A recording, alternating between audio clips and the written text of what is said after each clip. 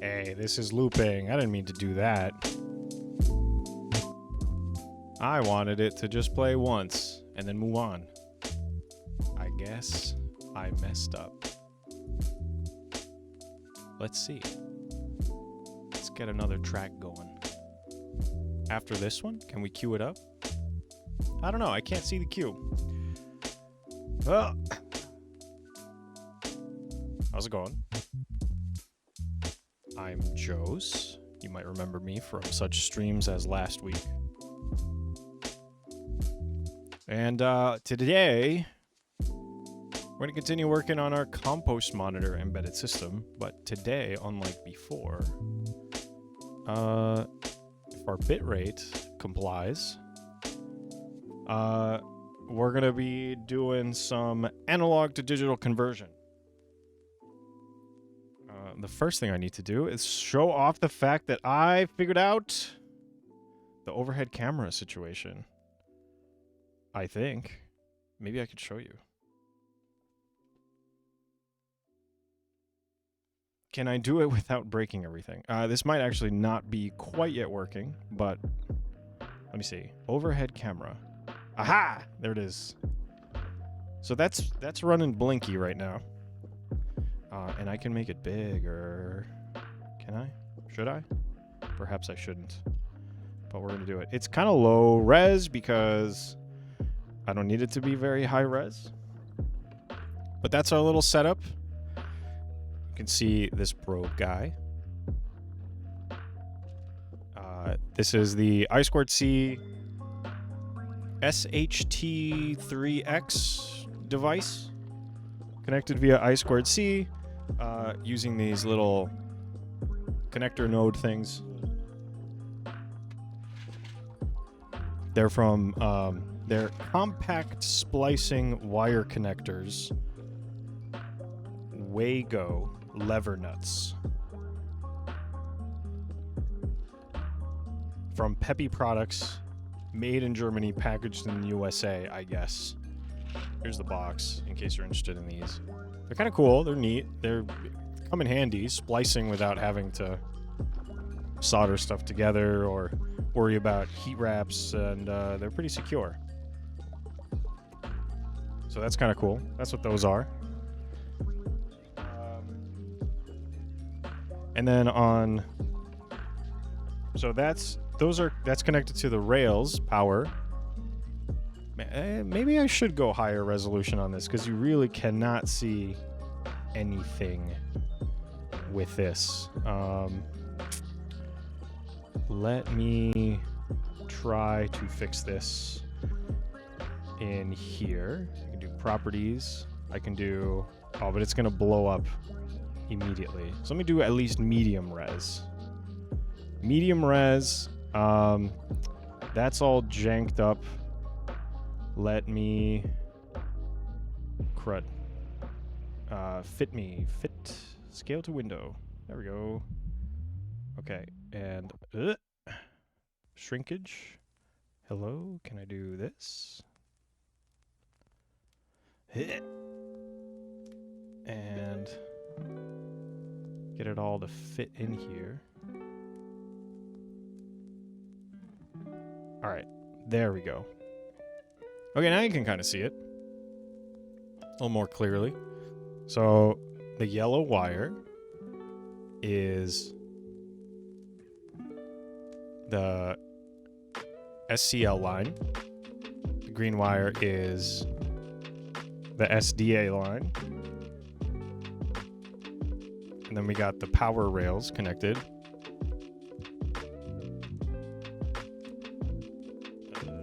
There, where I'm poking it.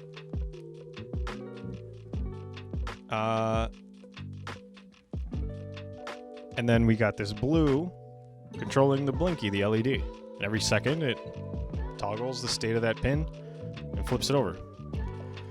So, now that I've got a few viewers, I might be able to post on Blue Sky and Twitter and Mastodon and stuff. Let's do some ADC.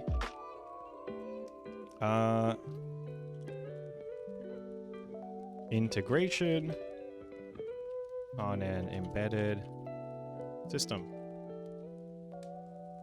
Join me on Twitch.tv. Josephat V. That's me.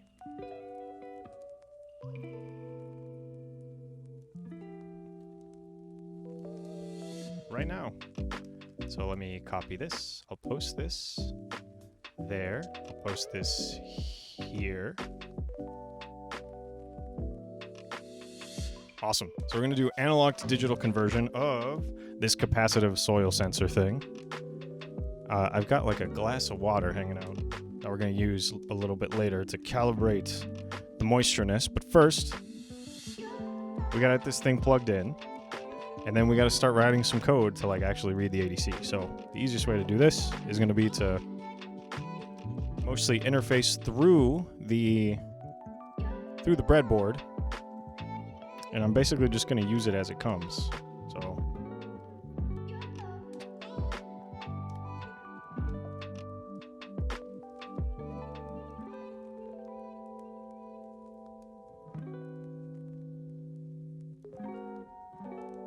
break out those pins like that. Plug in the other end somewhere, mostly power and ground. Whoops.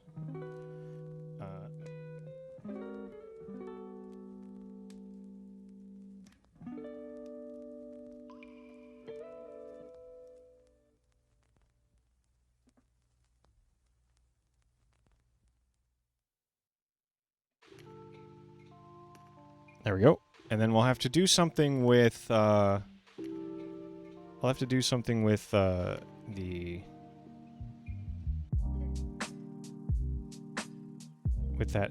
other pin. I'll make this even bigger.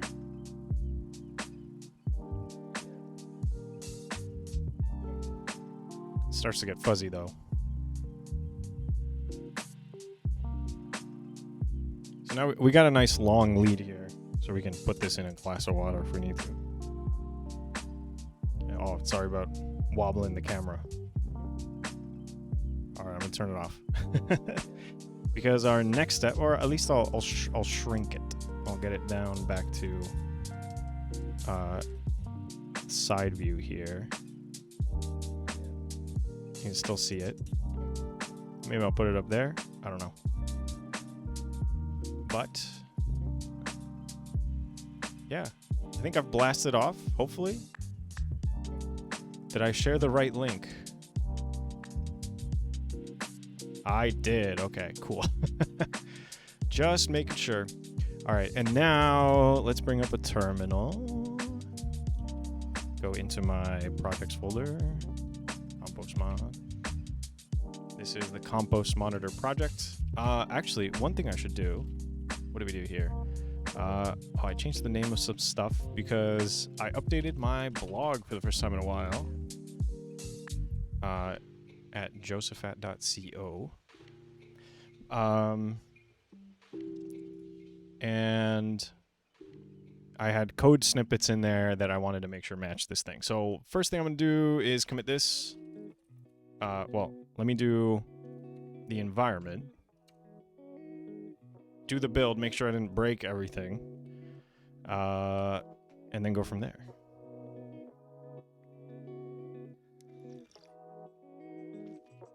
I'm drinking a green tea, by the way. The green tea is called Gunpowder Green. Gunpowder Green. Let me bring it up. From... Oh, what happened here? I'm not in projects. There we go.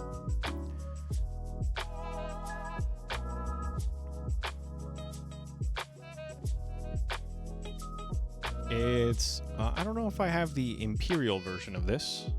This is from our friends at Chado, not sponsored. Okay. Running a bunch of CMake stuff. Cool. And make sure it's not broken. We'll commit that. And then I'll start bringing up the ESP32 documentation. Because we're going to need that to interact with the ADC. So this is the ESP IDF. Well, let's see. ESP IDF ADC. There it is. Okay, so it's built and working. And I'm going to make a commit. Git commit. What did I change actually? Git diff cached or staged, I think, does the same thing. I did change how Blinky works, so maybe I need to do a flash. Flash and idf.py monitor. Oh. ACM 0 should be correct. We'll find out in a second. But the capacitive sensor is connected. Uh-oh. Unexpected knack. Why?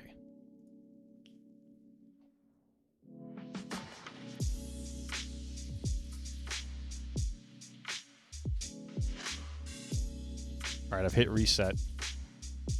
I don't think it liked that. Let's try it again. Writing. Oh no. What did we break? Why did I break this? This doesn't make sense.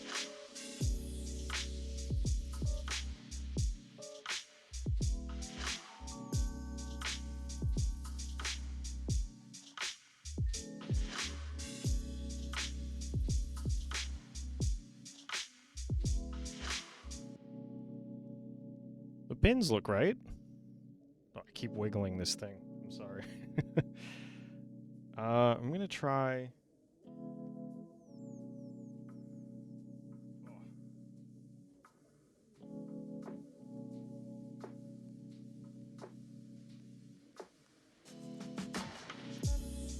Let's see, clip the cable onto itself. So maybe that's a little less wiggly. Yeah, so what the hell's happening here? So let's try to connect again.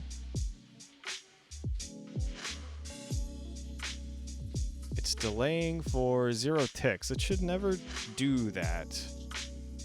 So maybe that's where we start. So let me open up Emacs here. And we gotta figure this out. Why suddenly is it not working? Because the commit I made, I don't know if you can see this well. Oops.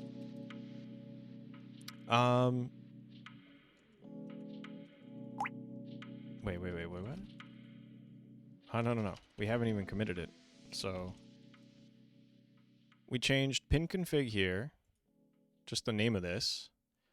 And then instead of setting the level, toggling, like it doesn't affect the I2C stuff at all. So good old fashioned time to debug.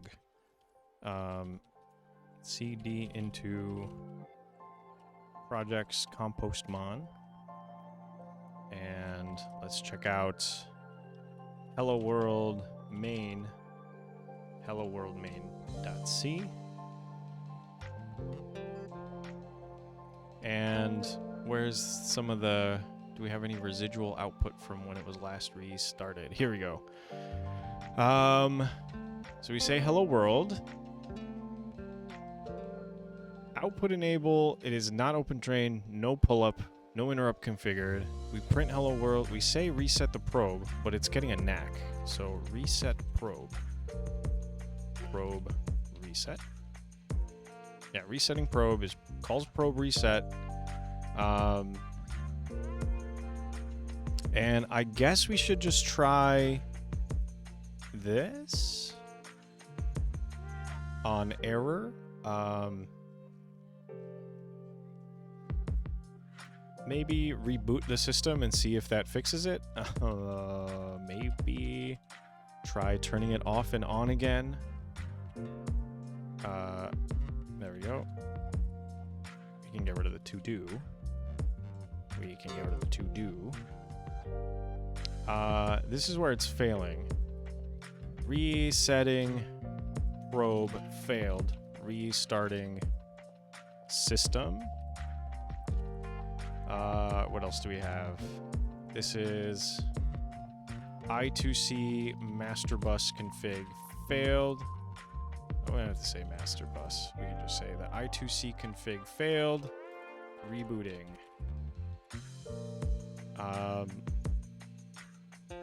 Okay. And then here, instead of saying 0 ticks, just delay for 1, there was another delay. It was printing out 0. So where is that?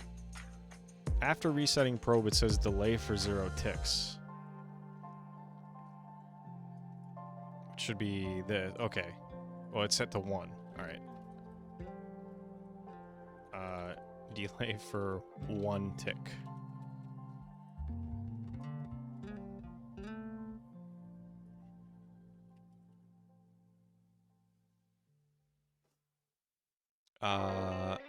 Probe read.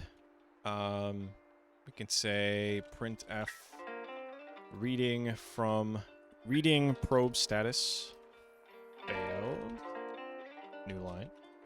And we won't handle it yet. We'll just print it out. So back to here. My least favorite part of doing this kind of thing is when stuff just starts to work, which I think happened to us when we first made this.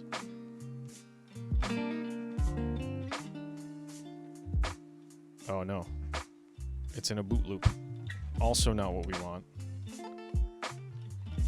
Unexpected knack. Alright, let me look at I2C knack. These are the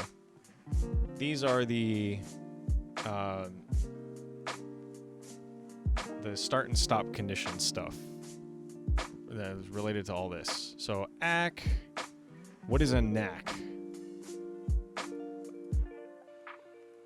Not acknowledge. The ACK bit allows the receiver to send a knack that send an ACK bit. The receiver shall pull down the SDA line during the low phase of the ACK knack period. Set up and hold times taken it. When the SDA line remains high, this is interpreted as a knack.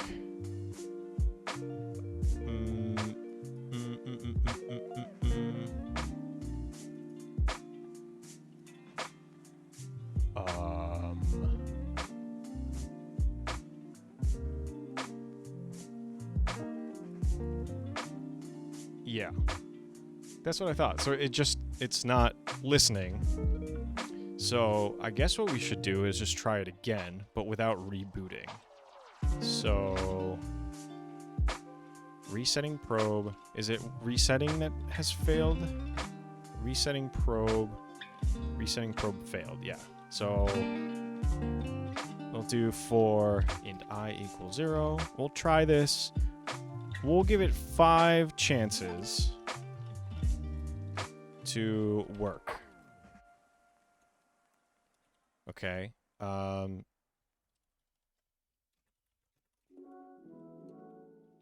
let's see. If error equals ESP okay, break out of here. Otherwise an error happened. Resetting probe resetting probe failed. Trying again.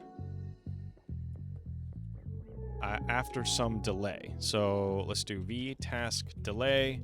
We'll do half a second, milliseconds, 2 ticks. We'll do 500 milliseconds. And then if error not equal ESP okay here, then printf resetting probe failed multiple times, rebooting system. resetting probe failed. Trying again. Delay. So then we do, make sure we do this flush. Okay. Now let's give that a shot. So calling flash should build as well. So we just do this. Very fun.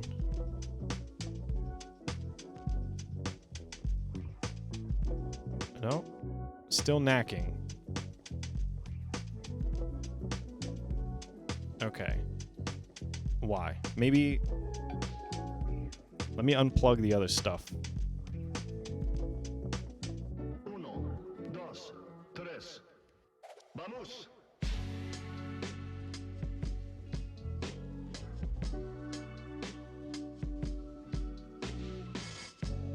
Okay. I've removed... So the output of our blinky pin is now just floating, hanging out, connected to nothing. I've basically disconnected the capacitive sensor now, so it's connected to nothing. And now, connect here. Run the flash again. Okay. Oh.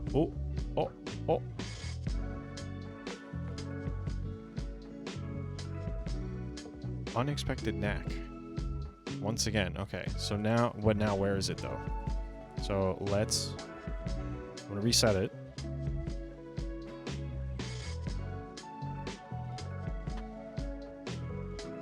And maybe reconnect with monitor. What?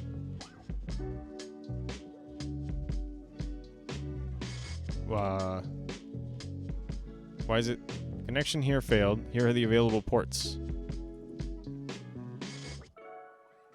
That port's available.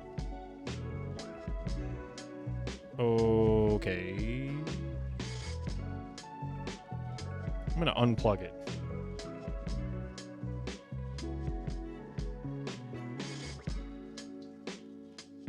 Okay. On my TTYs, there should be no ACM anything. Okay.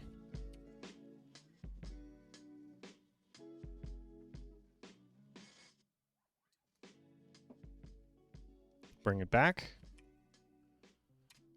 We got ACM 0 is back. Okay. So we monitor it.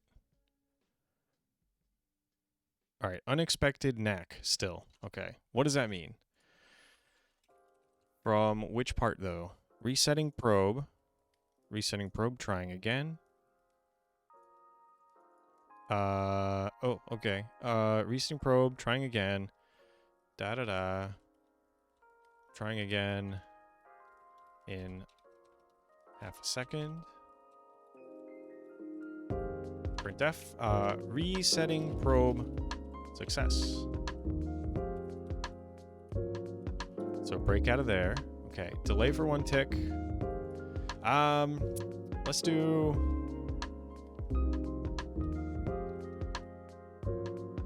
1.5 milliseconds. 1 tick. Well, I'll just say 2 ticks. Why not? Delay for 2 ticks. Okay. Probe reap status. Probe status register. That value's correct. Minimum fee, and then reading the actual data seems to be what's failing. Okay, so communicate with the probe. Start one-shot measurement. So if this fails, print F. Starting one-shot measurement failed.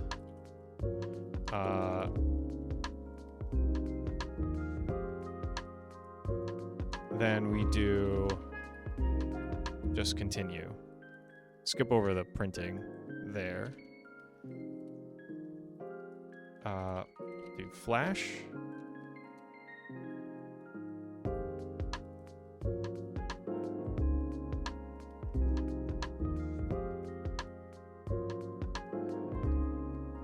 And then we'll do a monitor. Back to what's going wrong. Okay. Resetting probe. trying again, and then resetting success. Okay. Now, we try to do the one-shot measurement, and we're getting transaction failed. Why? Let's bring it back up. I thought I had left this in the past, man. All right. What are we calling this? This is the SHT3X. And this one.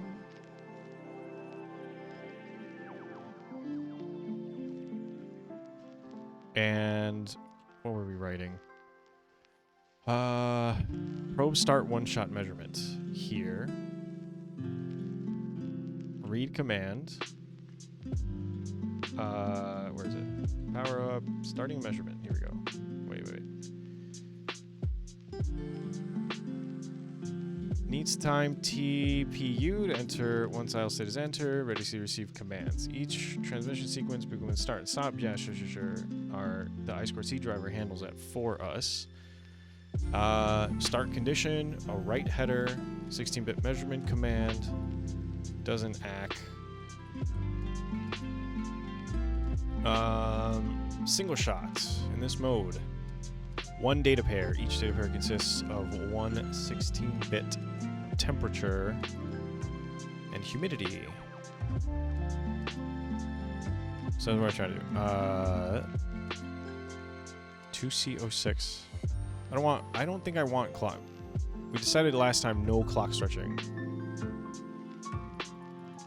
Responds to a read header with a NAC if no data is present. Okay. So I guess that's what's happening, although it doesn't seem to really respond. Time to get advanced.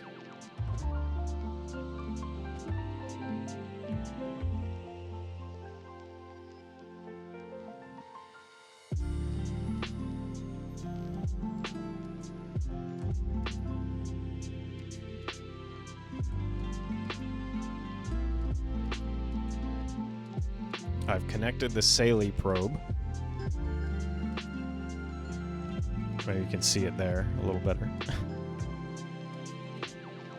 So it's just the ground wire and then the yellow and green connected to yellow and green. So it's watching those lines now. So we can bust out logic here. Let me get rid of this. Merge that in there. Move this to the side. And there it is. Okay, connection completed. I think this hasn't changed, so I don't want to. Don't do stuff. We got our two lines connected here.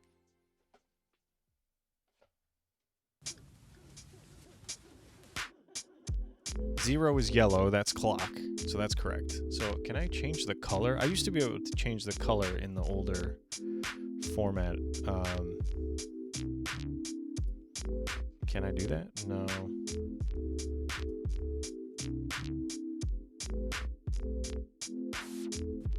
At least I seem to remember that you could change the color, but maybe not. So let's pull this up next to... God damn it, now it's working.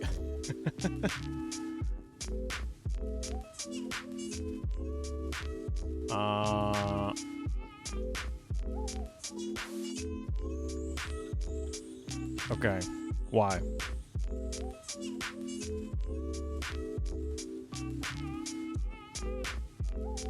Capacitance?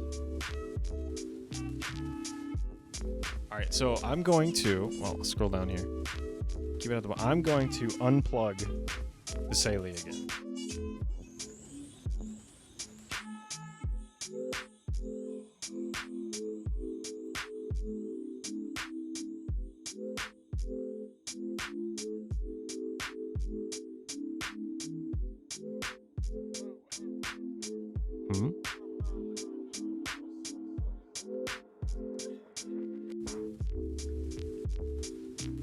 Oh, man. Okay, so is it a bad ground?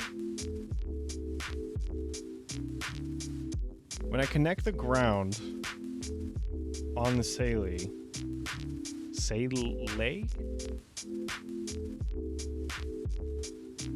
I don't know.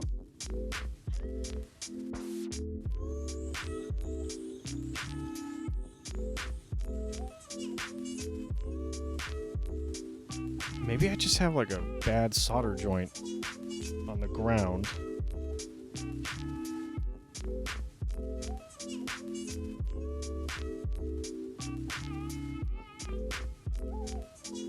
There are other ground pins. I'm gonna see if maybe one of those fixes this. So let's see. What kind of wires are you? You are not the kind I'm looking for. There are no black jumper wires, so I think gray is gonna be the next best thing.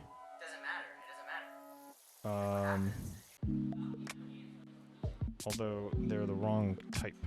I don't know if you can see what I'm looking at. I got this bundle of wires. That's a brown is good. That's the right type. Okay. Brown it is.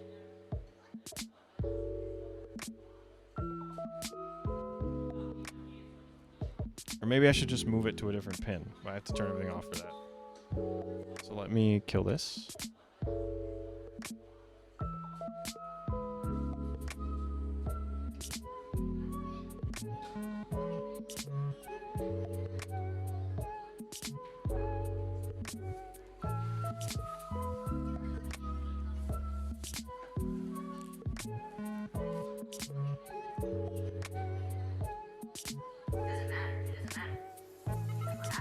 All right. Now, does that magically work?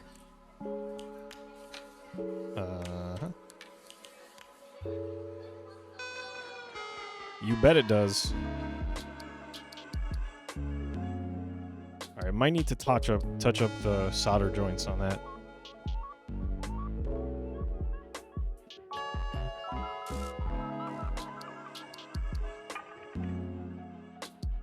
Oh yeah, that one's bad.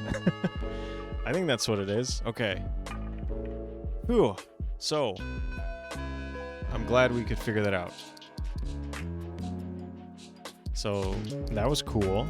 So, first half hour of stream. Going well.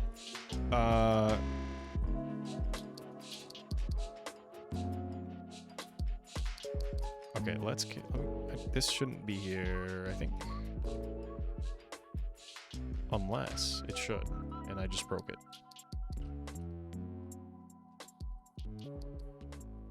Can we do build?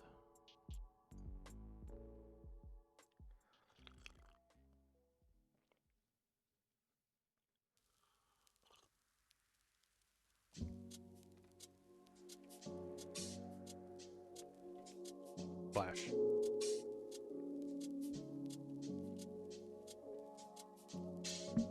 Monitor. First try, I guess. Yeah, so cool. That was a bad ground. It was an interesting way to find that. Okay. Yeah, and these measurements look correct. They're pretty close to my other probe, the probe I have in the room. So let's do analog to digital conversion now. Can get rid of that.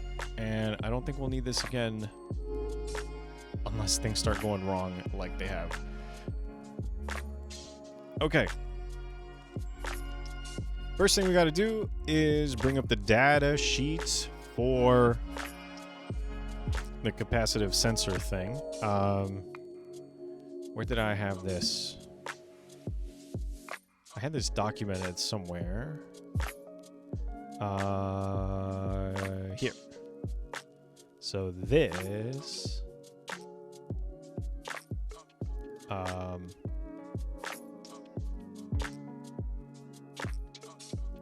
here.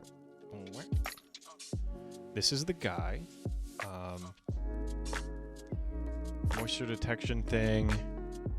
See, it's operating voltage 3.3 to 5.5, but its output voltage is 0 to 3.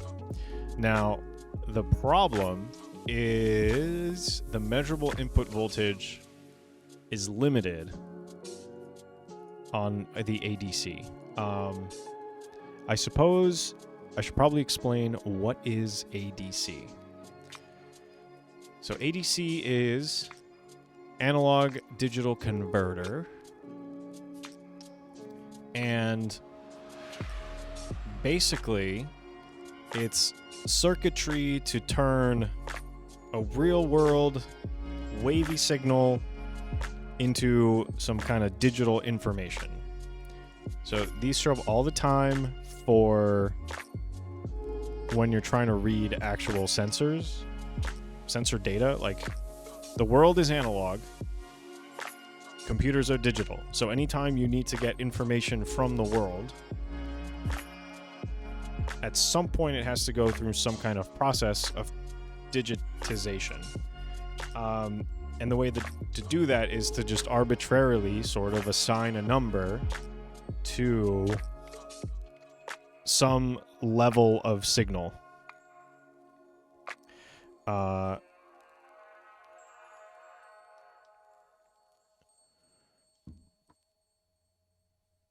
For example,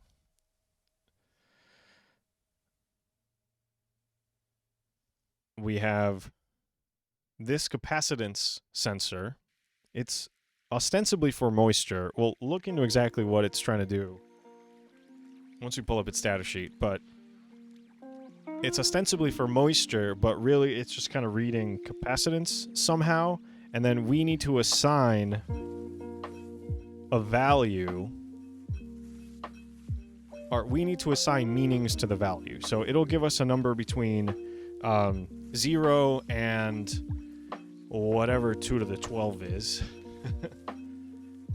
4096. So anywhere between 0 and 4096, or 4095 inclusive. But what does that mean? So you get a 12-bit number. What does that mean? Well, it means some kind of moisture level. And there's a circuit that's just grabbing the voltage on the thing and turning that into a value. So there's a range. And in our case, the range for this device is between 0 and 3 volts, but our input can only handle up to 1 volt-ish. So we have to scale it down, and the way to do that, well, one way to do that, this is not the most efficient or accurate way, but there is a concept in circuits called voltage division, where, you know, you can do all of this with Ohm's law and resistors, really. And in the general case, you've got impedances. So like this, we won't get into it, but when you go into AC circuitry, Ohm's law kind of still applies, but it's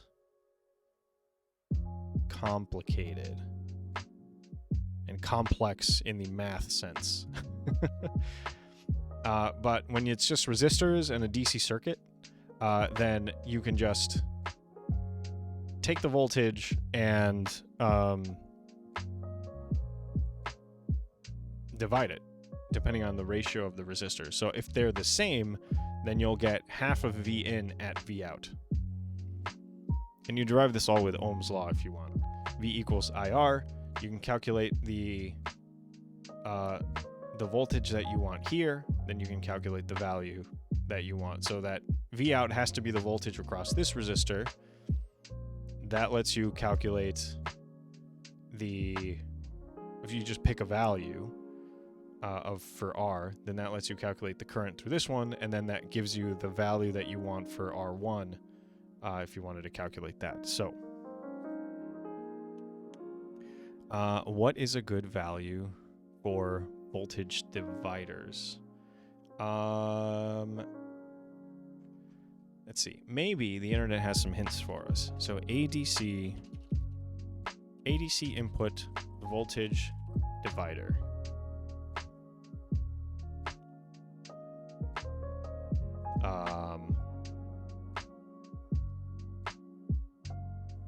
Yeah.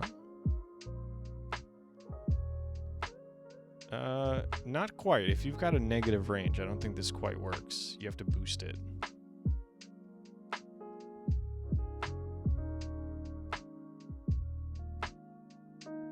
Yeah.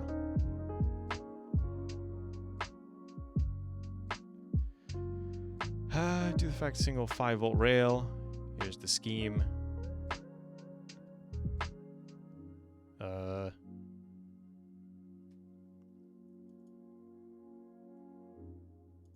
Yeah. Okay, they don't know what they're doing.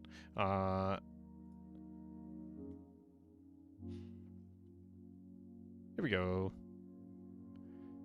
Voltage divider calculator. Subscribe. No thanks. VIN. Where's VIN? Is that the thing at the top? Yeah. We'll just use the calculator. VIN is 3.3. V out should be 3. Or no. Wait.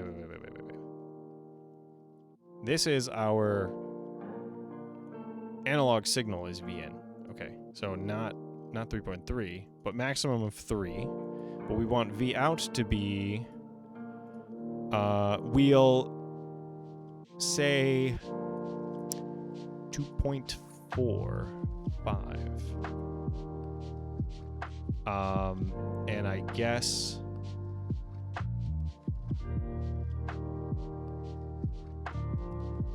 is a higher or a lower ADC or a resistance better here?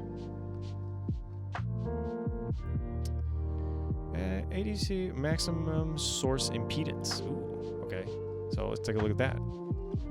I think we have to find that in the hardware references. So let's look at, there we go, hardware reference. We have an S3.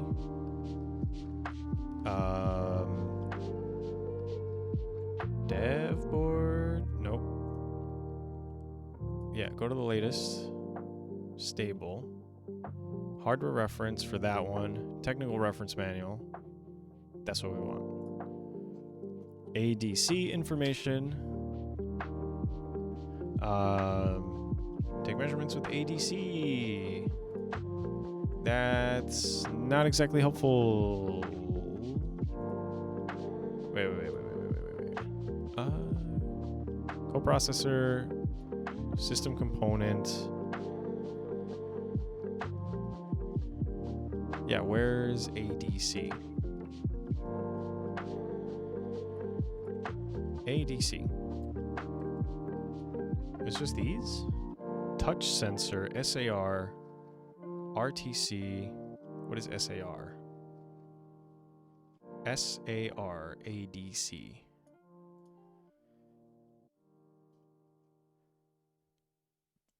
SAR, ADC. That must be some kind of, yeah.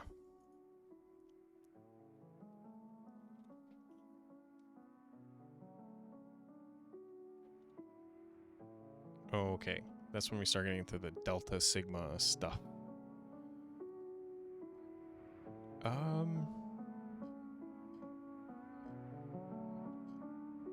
Where is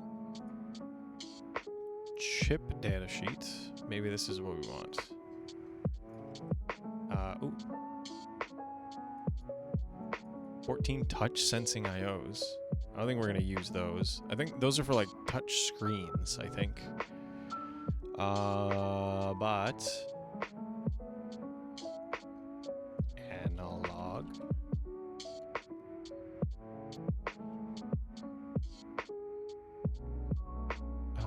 Analog pins.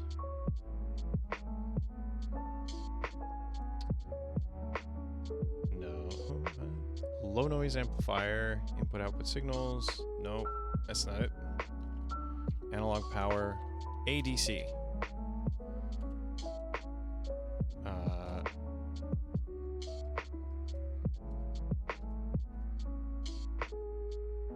SAR ADC interface. Sure, sure, sure, sure.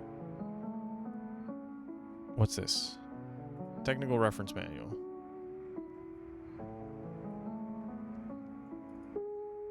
Okay. The touch sensors, 2 SARs, 5 controllers, 20 channels. Yeah.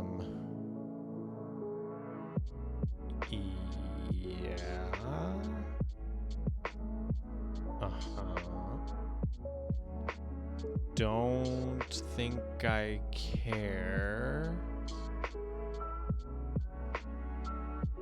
about that. Where is our ADC pin info? We're looking for impedance, right? Impedance. No, not high impedance mode on GPIOs. It only appears twice or 3 times. Impedance. No. Impedance.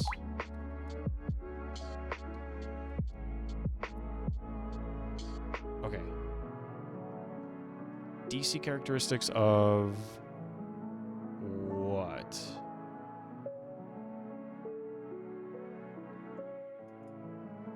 VDD from power pin.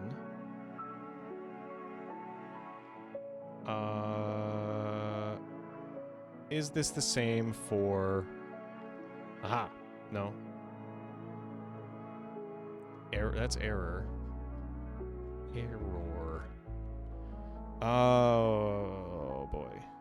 So we're looking for a maximum source impedance.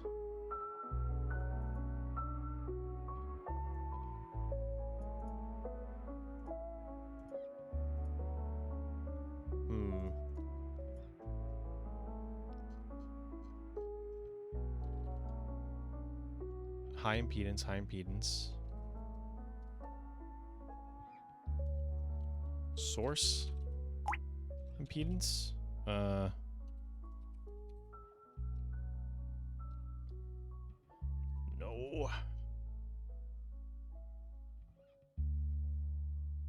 Okay.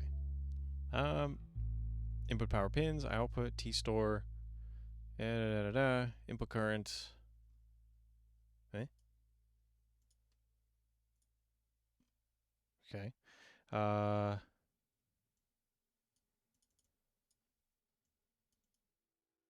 SPI. That's not it. 2 picofarads, high level input voltage. No word on max input impedance.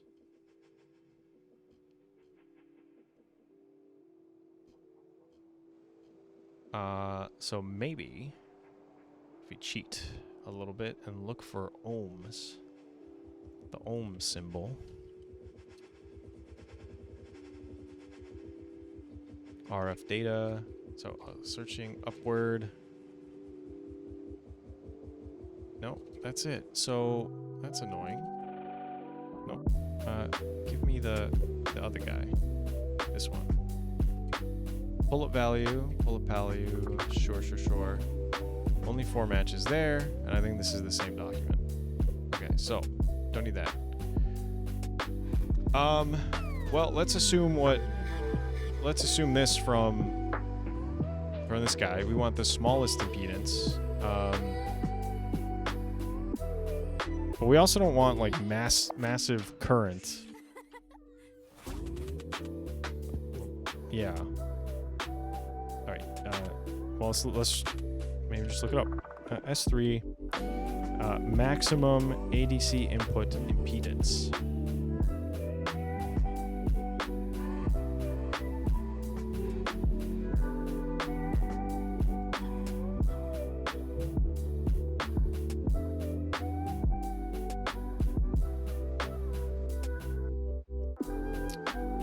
This person just loves drama.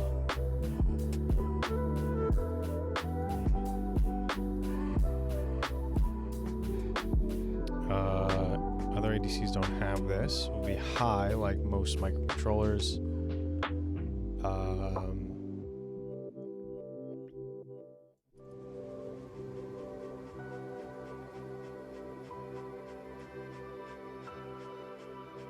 37K as a nominal impedance.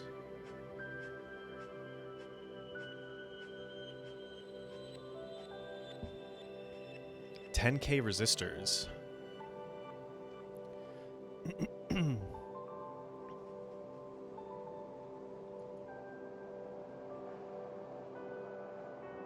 Okay, well, let's say that we want R1 to be small. So let's say 10 kilo ohms. So 10 and 46. Should get us pretty close. Let's get them.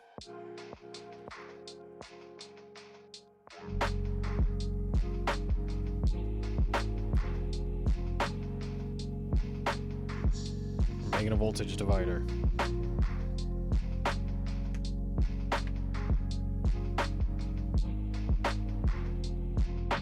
These are 15 ohms to 56, 0 to 10. Individual ohms, not kilo ohms.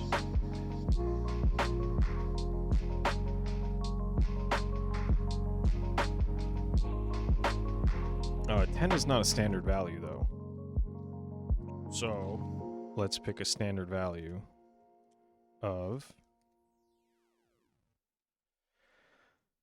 what, 8.2?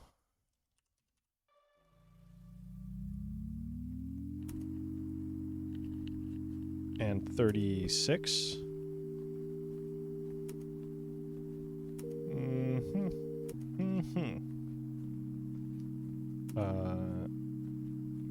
Sure. Yeah, sure.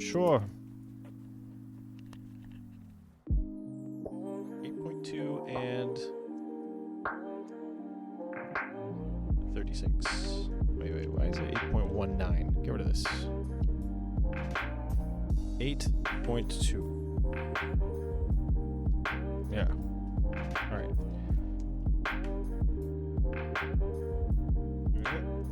Oh no. I'm trying to sneak in without undoing the connection. So this is supposedly 8.2. We'll close that. And then the other one should be 36. We don't have 36. We have 33 though. So if we do 33, we got 7.4. Maybe we should do that instead, because that's actually really close. 7.5 and 33. So let me put this back. 8.2 gets put back. Ah. 8.2. Shove that back in. And then grab the 7.5. Because then it's within the 1% anyway, so. These allege to be plus minus 1%, so. So there's 7.5 and what do you say? 33. Yeah. 7.5, 33. If I remember my color codes correctly, this should be orange.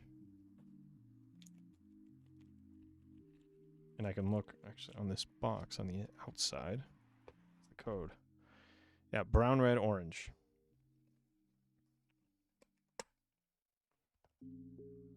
Cool. All right, so now it's time for some breadboarding.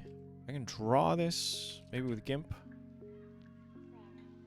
I guess I don't have to do that. I have a diagram here, but the VN we've set to 7.4, which is going to be purple. Man, this is really hard to see. You can't see that there. No, don't. I'm going to cover my eyes. Can you tell that the one on the end is purple? I can't at all.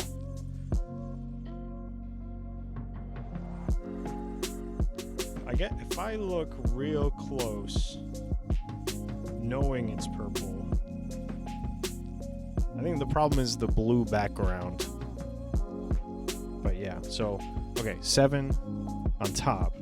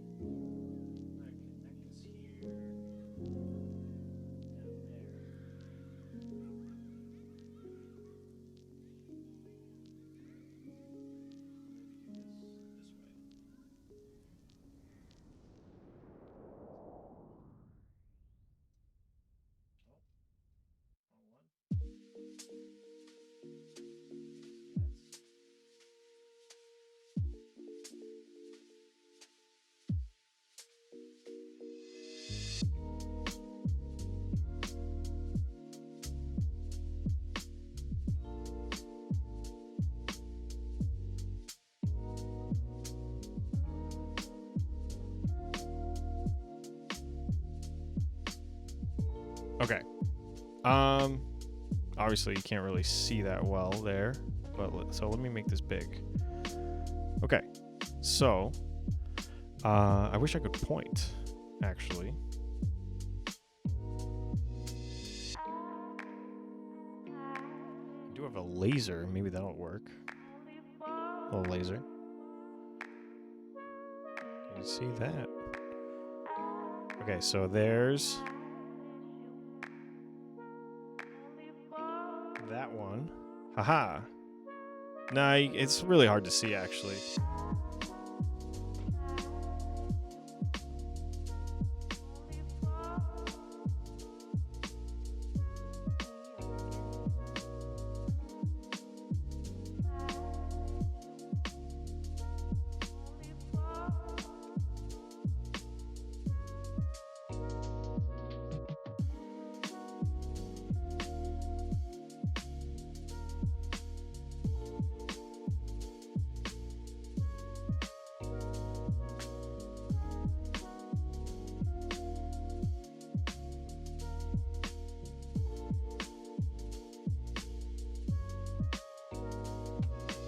How's that? Even worse? Cool. All right. Oh, here's a pen. Okay, so this orange guy, he is plugged into this resistor, the one that's vertical up and down. And then that resistor is connected to the other resistor, which is connected to ground, matching our little circuit over here. See that? Right now, the ADC bit is not connected. It's just the...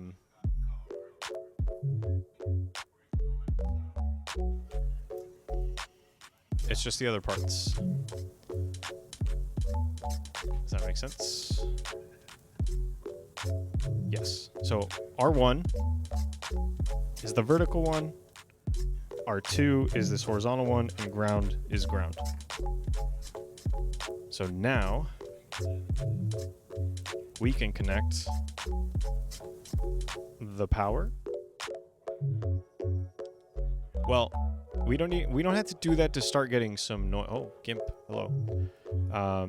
We don't have to do that to start getting some ADC noise. So that's the first thing I'm gonna do, is to start configuring this. First, let's make the commit that we was gonna make before. So rename GPIO config struct and make level match current state, because before it was showing the next state for the GPIO, but then here we do minor I2C error handling, and now we can start doing that ADC stuff. So let's get this documentation up here. Push her to the side. Analog to digital converter. Can we hide the... Nope. How do we hide the left panel there?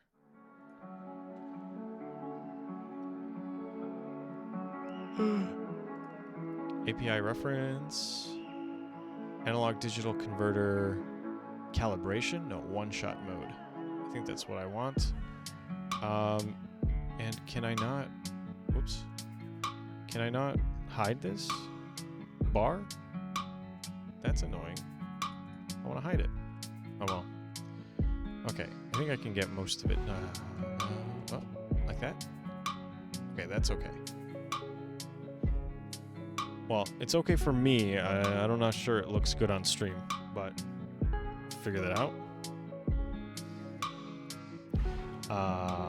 Blah, blah, blah. Unit configuration. 2 channels. What do we say the circuit is doing? It is setting it to... Did I close that? 2.45, which is the maximum range of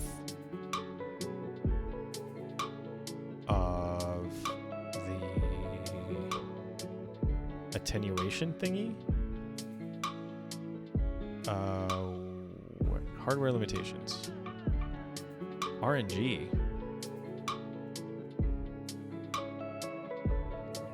Power management, thread safety. Calibration. No. That's cheating. D out. See, TRM. Technical reference manual. Attenuation. Okay, go back to here. Technical reference manual. 10U. Aha!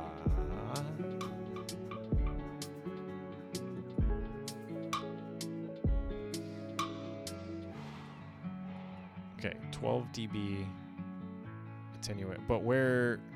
So in here. In the data sheet, no? 10 UA.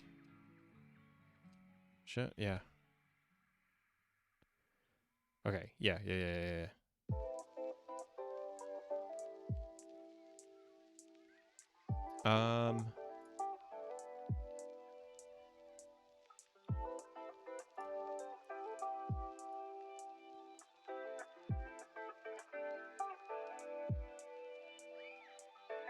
Is there values in this?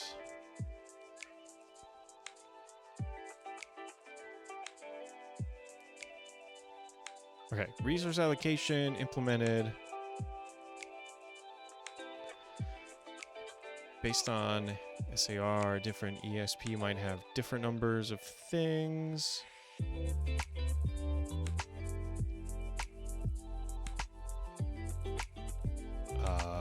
Let's just do this. ADC 1.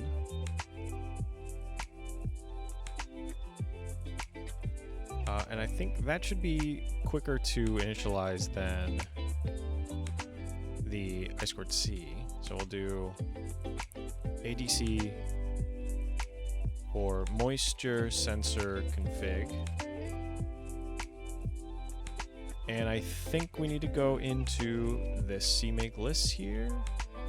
Priv requires ESP driver. What's it gonna be though? Whoops. Require ESP ADC.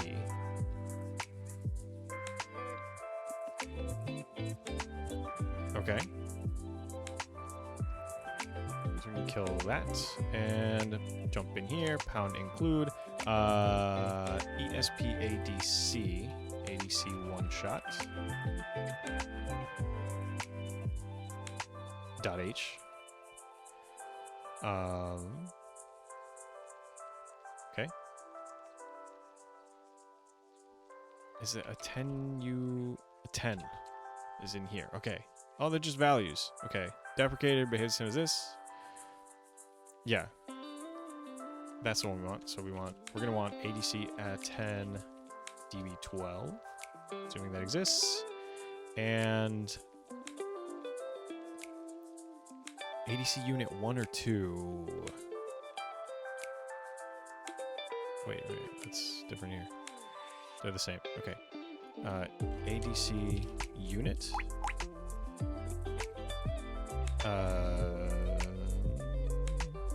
Where's my...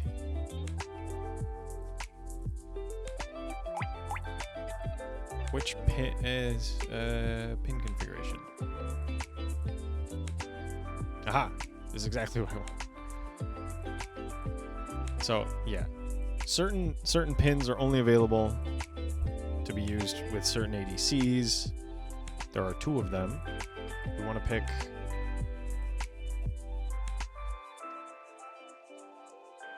I guess we'll pick something on the other side. Let me look at. Come on. S3. Def kit. This one.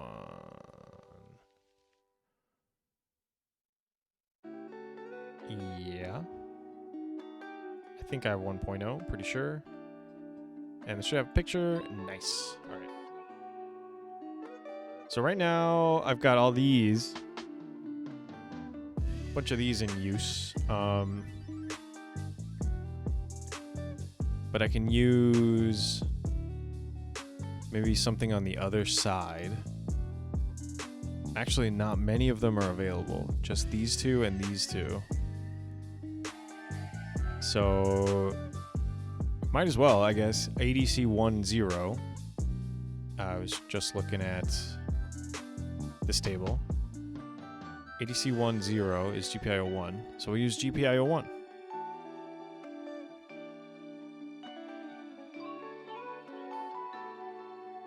I got my little sticky note that reminds me of the pin layouts. So we're saying 1 ADC moist ADC 1 GPIO 1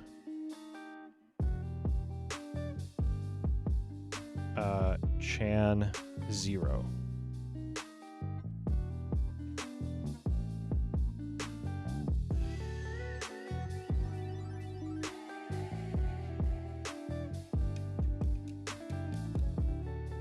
I gotta find a jumper wire for this. So these are straight out. Okay. And these are, that's also out. I have yellow. Is there orange? Can I use orange? Negative. So I guess this darker yellow color is going to be it.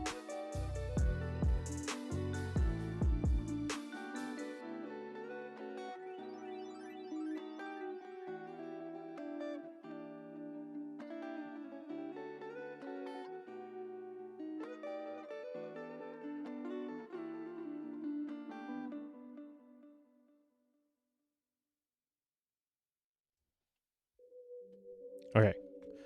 So that sensor's not powered yet. Oh no, stream boo. I'm going to ban loud studenta.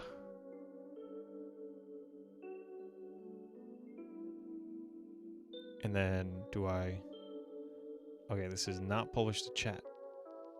I click ban. Okay. It's just a little... It's just a little slow. Okay.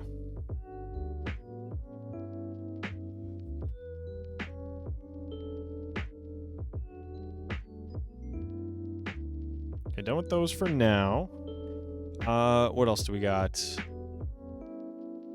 to do? I think we just start going. So, we're using ADC channel 0, so we're gonna want that. Probably should comment all this stuff. Yeah, what is this? 1998. ADC channel 0 is GPIO num 1.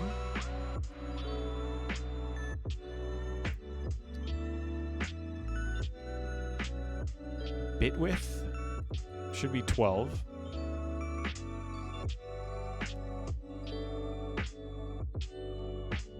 ULP mode. I don't know what that is. Ultra low power. Okay. DMA mode. No. IIR filtering. Not gonna work on that. Monitoring mode. Don't think we need that. It's a very small API actually. So digital controller pattern. I don't know what pattern configuration. Back up to configure 2 ADC channels.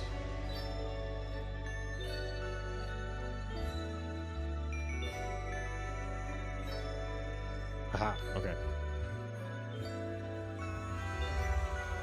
So this is ADC 1.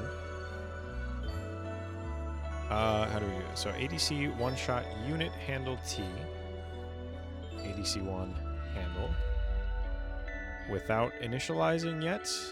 Strange. Okay, so ADC one-shot unit init config T. Unit init config T. Where are you? There it is. Oh, one-shot driver initial configuration.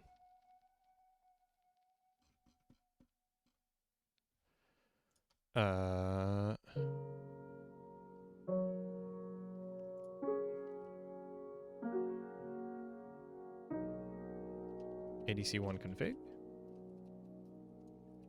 And unit ID is ADC unit ADC unit 1, yeah.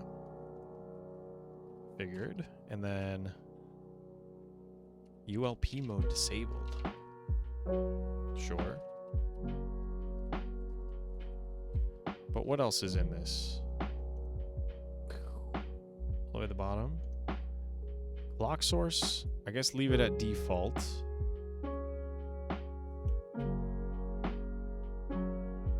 What the heck? Oh, clock source. Here.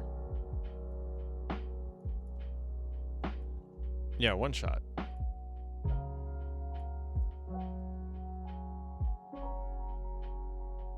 Weird. Okay, jump back. Jump back. Nope. To the top.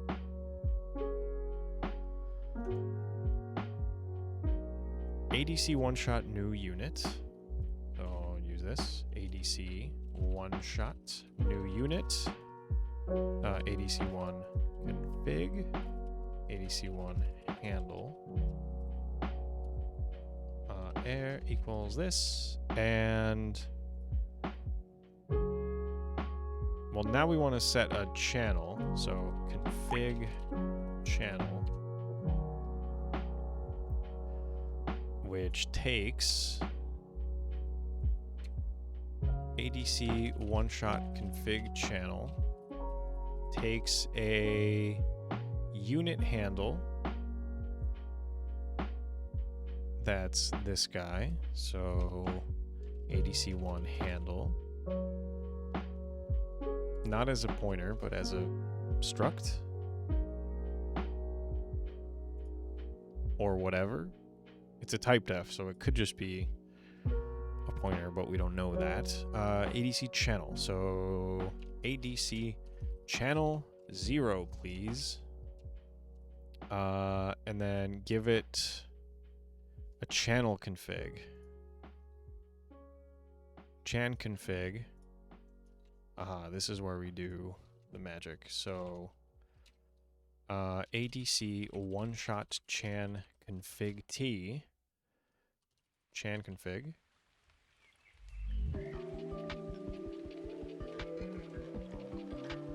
At 10 is ADC attend DB 12 and ADC bit or just bit width.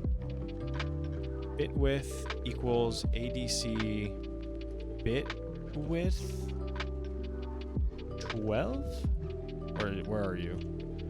ADC bit width default. We'll just say 12. And pass it in chan config. I'm working really hard to ignore these errors. Let's see.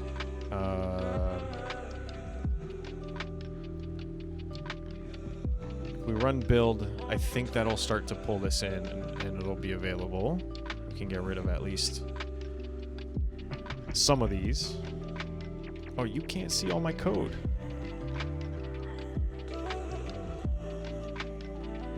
Let's. Maybe I should move me. Or at least move. Whoop. Not that. Move this guy. Or I can hide it because it's not important right now. So let me just hide the overhead cam. Now you can see more of the code. I gotta keep in mind that you might not be able to see it all. Okay, so it should be. It all starts here. With that include. Okay. There we go. Alright, it's picked it up. Okay. So there's that. That's good. We've set the bit width. Don't care about the other stuff. What are the other functions here? Unit handle, structure, one shot. Get calibrated results. No. Get GPIO number from given ADC channel. No. Do I need to configure? Do I need to configure the GPIO pin itself?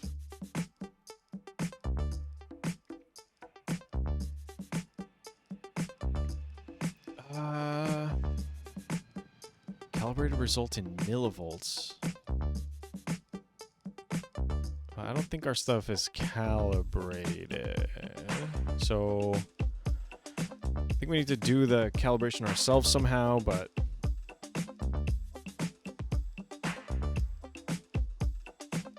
I think we just want a one-shot read. I don't want voltage. I should just get a value and go from there.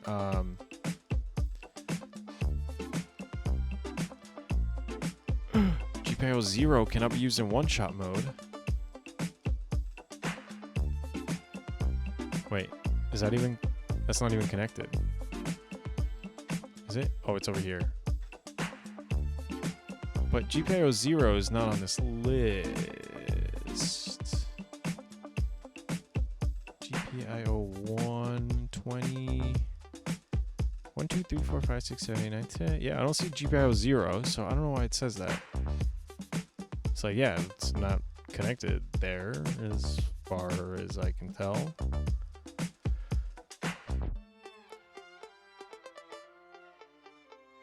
Oh, different dev kit maybe?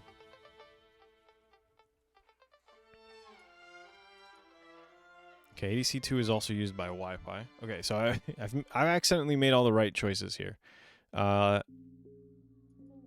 Continues for one shots. Sure. RNG uses ADC. That's fine. Not doing a lot of random stuff anyway. I guess I can just take a raw reading here. So now over here, we could say taking raw ADC reading. Hit me with that new line and ADC one shot read. We've got a handle. Chan 0. What is this? Example ADC 1 Chan 0. We've already used ADC channel 0. If you're calling it channel 0, why do you need a separate name for it? Unclear. And where's this? Give me this. Nope. Control F is what I meant to type. And do a search for this. Jump to it. Handle, and then a raw integer out. Okay. Int. Raw reading. We'll say -1. So that shouldn't be allowed. Right? And then we can say raw reading. Error equals this. If error is not equal ESP OK,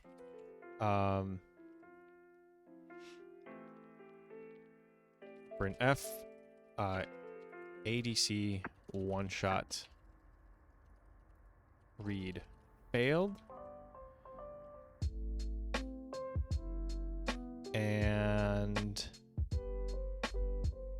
do not use it in an ISR context. I haven't even talked about ISRs. We'll get there maybe. I'm not sure we'll need to for this project. We might do it for funsies.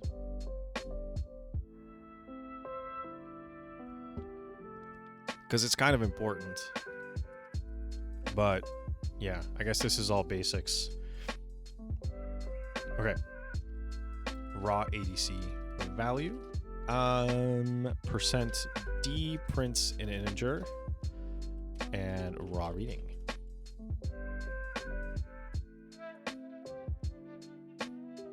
Okay.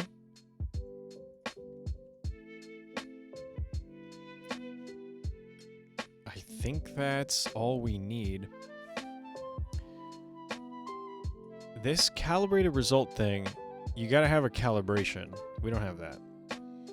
So we're gonna have to do that ourselves anyway. Might as well go. Unit configuration, configure these things. Yeah, calculate the voltage based on results. There's that. Okay, so don't super care about that. We're gonna try flash p dev. It's at ACM 0 or PTY ACM 0, and then IDF pi p dev TTY ACM 0 monitor. Okay, so this won't work.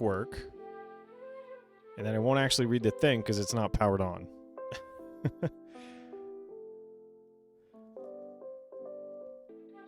So it's just kind of reading whatever. Okay. So theoretically, though, if we turn it on, we should get some values.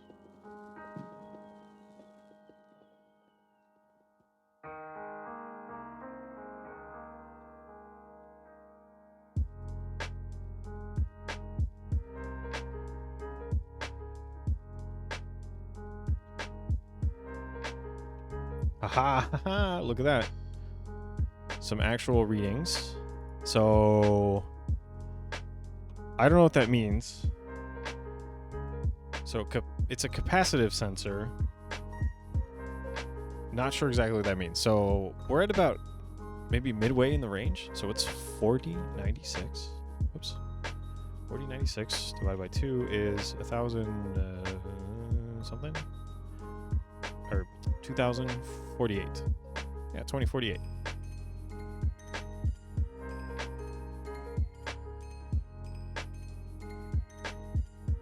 So I have a glass of water, which should theoretically be as the most moisture you can have.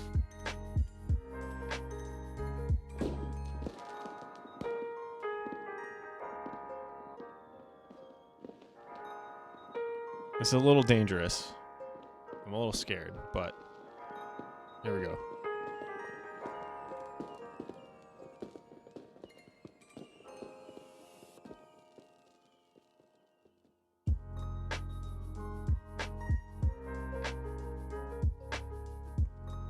Oh, the value went down.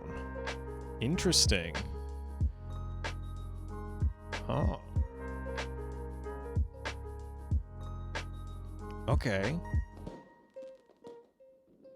And it's pretty solid around 860, 856, 57, 60. Okay. Very strange.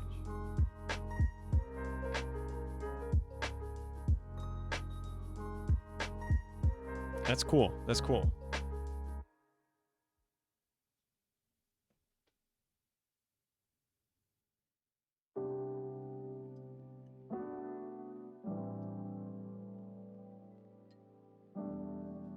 All right, pull it out. It's only partially in.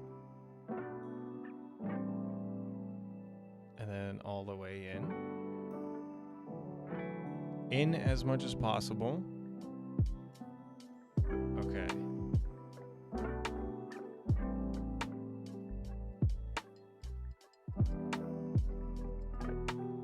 Cool.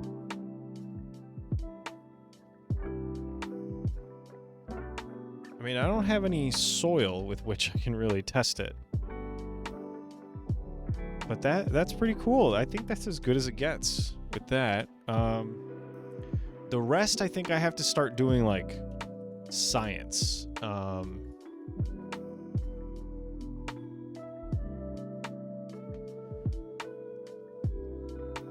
Yeah.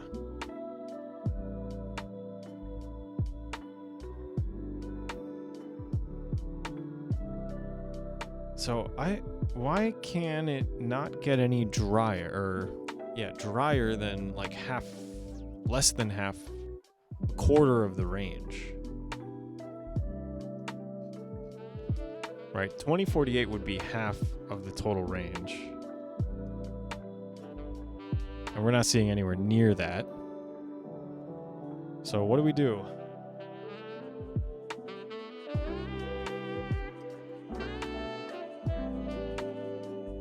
Actually, let me get...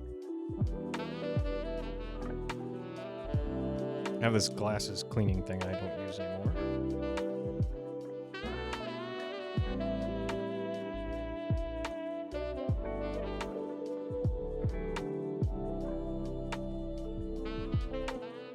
I'll get that water out of there. So, I'll let it drip on that. So that's cool. So, okay, dry... Ambient dry, we're going to make a note of being around 1500 or whatever this is. Where can we save that?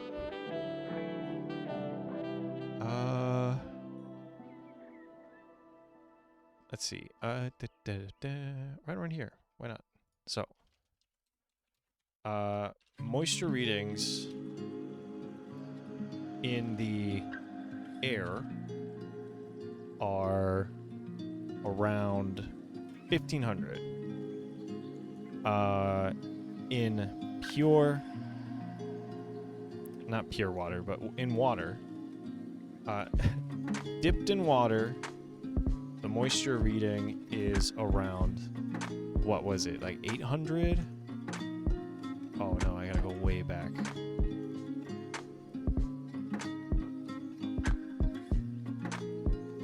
Where'd it go? 860?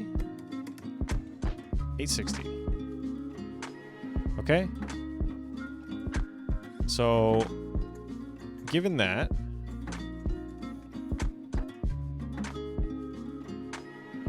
now we can do a kind of percentage, but I think we don't want to do that on the device. I don't think that makes sense on the device. I think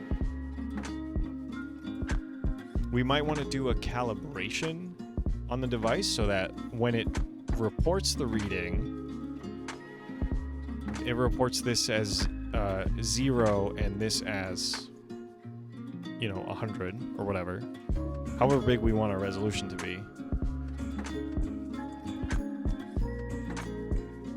And then on the back end, on the server, when we look at it, we can say, given some measurement, here's its value, like kind of hidden as a detail, but in terms of what it means for your compost, we can just report like a percent range. Or start defining like bands of goodness for moisture. I'll have to do some like actual science and experiments to test like, okay, what's a good reading for depending on the moisture. But yeah, I'm not there yet. So let's commit this. I'm gonna commit the ADC.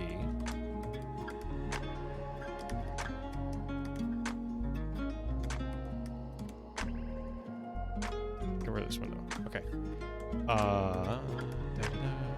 We don't need to keep these. We've set them all. Channel 0. ADC 1. Channel 0 is at GPIO 1. Okay. Very cool.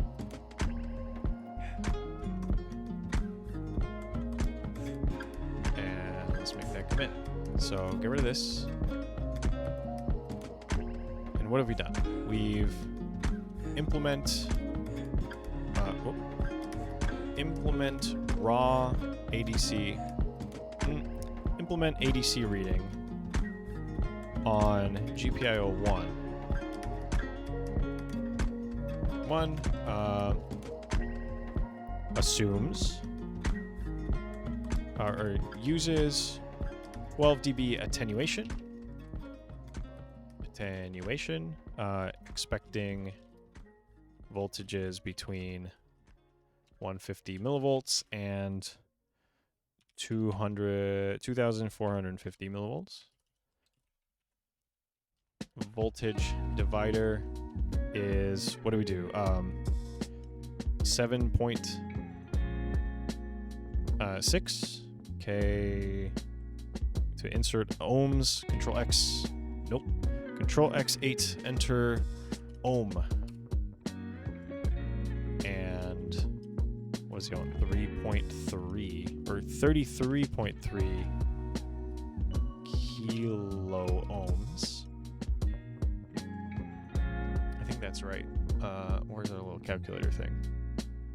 33, not 0.3, just 33. And 7.5 was the value. The nominal value.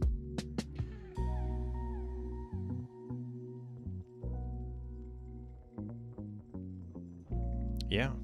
Okay. So, save that.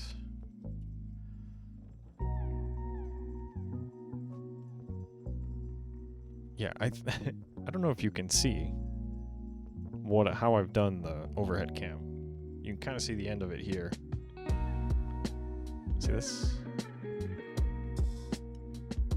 I can show you. It's just like it's like this little wiggly arm thing.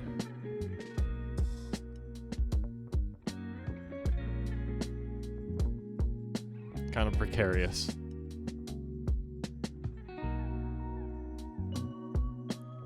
That's why I don't want to keep the water nearby at all. That thing that could fall at any moment and ruin my day. Okay, so that's a good place to take a break because next I've got this guy.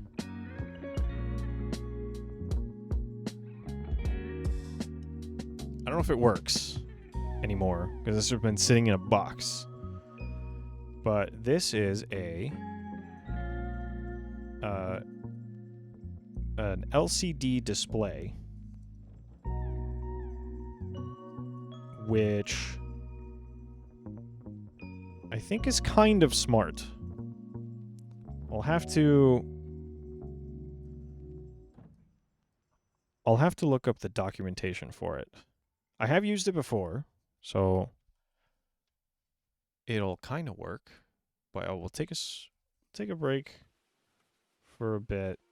Let me look up this thing if I can.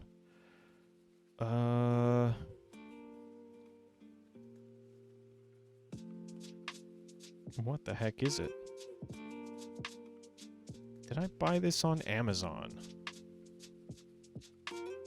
Looking at my purchase history. Let's see. No, go away. Display. You cannot see this.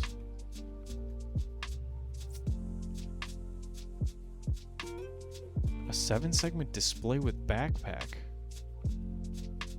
Where did that go?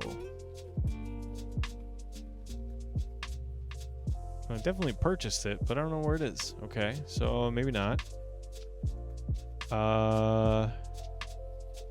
Hey, here we go. It's been deleted. All right. Let's see. I see. It's saying this is a 1602 serial LCD module display.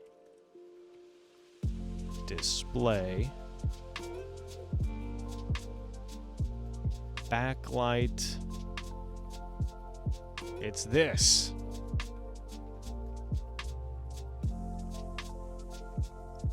But where the dot? Oh, okay. LCD 1602. What the heck? You did it. This guy. Oh, this guy. Hello. There it is. Where's all the info? I guess look this up. There we go. I don't know what Sunfounder is, but let's see. Device can display text and characters on a 16:2 LCD using I2C. You can use it to show information. Yada yada. Yeah, so this is for fun.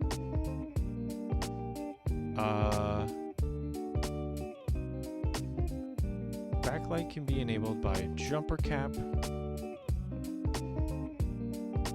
Oh. I'll have to find one of those. I see them. But so what is VCC here? Oh my god. These diagrams are so annoying.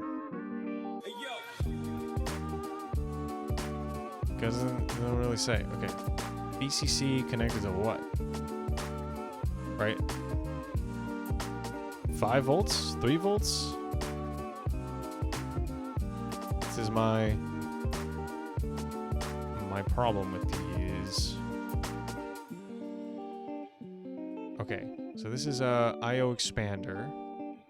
Yeah. Okay. It's coming back. I'll look for more of these. What is that character?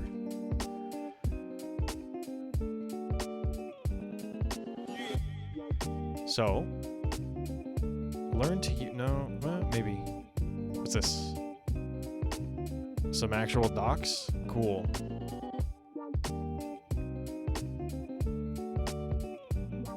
5 volts for VCC. Is that necessary?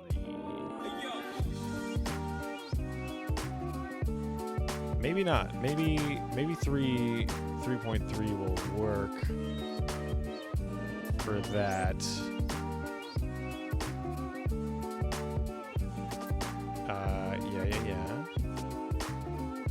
Yeah. We got some IO expansion.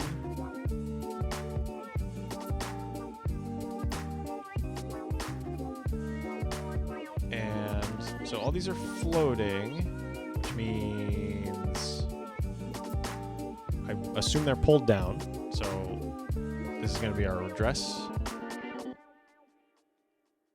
This is what I was talking about last time. Sometime this one they were nice enough to give you both, but sometimes they give you this and sometimes they give you this, and it's annoying. And this way they give you both, so there's no confusion.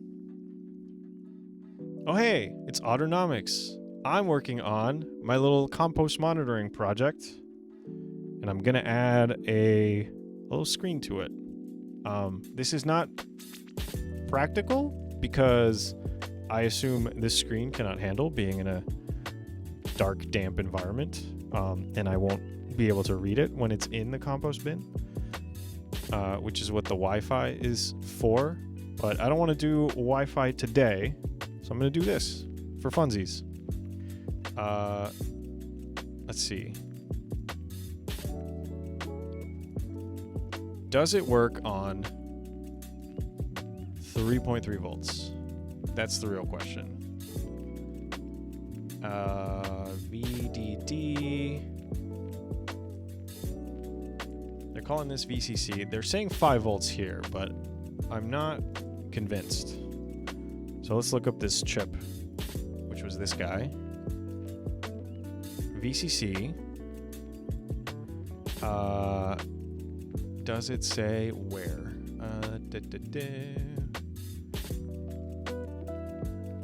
Okay. Bus design 2.5 to 6 volts VCC. Okay. Yeah. So it should handle. Where's electrical characteristics? Specifications, maximum ratings. Few OLEDs to test some sensors and stuff out. Yeah. It's fun.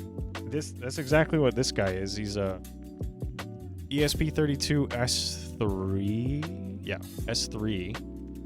And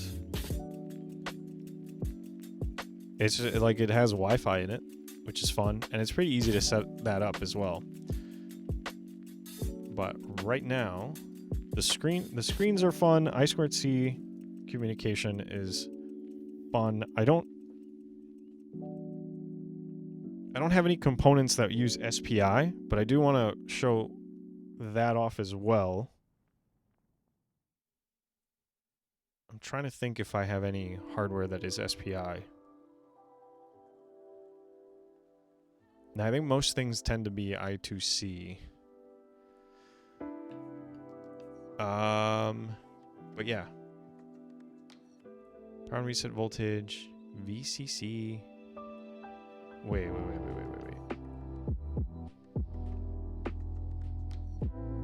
What's VCC? It's this connection. So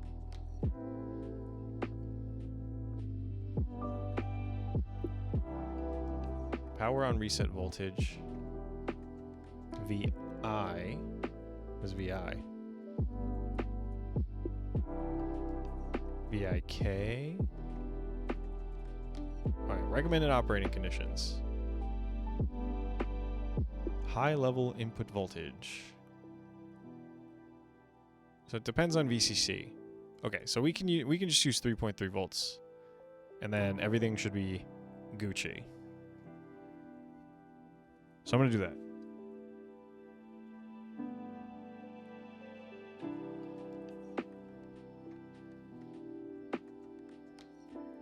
Wonder if I should get more of the red wires connected.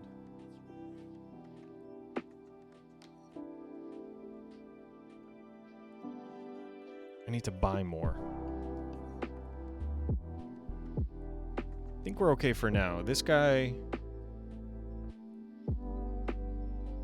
milliamps wise, should be all right. So the plan is connect 3.3 volts there. Obviously connect ground. We'll keep this unplugged. The backlight. That'll just suck a lot of current. And then we'll have to start doing some figuring outs for how to actually use the expander chip. Okay. Let's do it.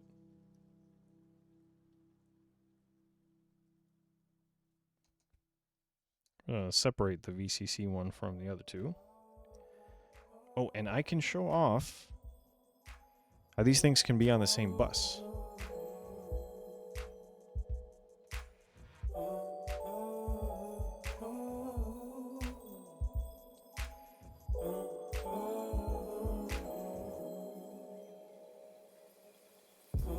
Before I connect VCC, gotta connect ground.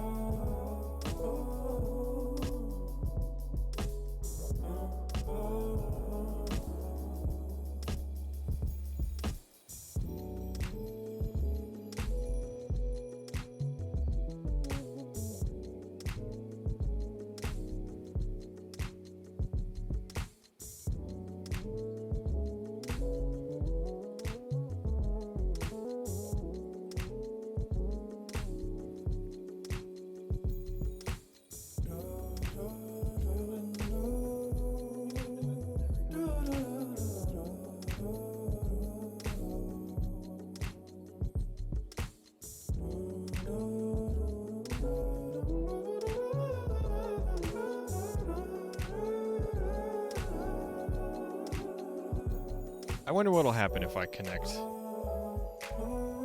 the backlight.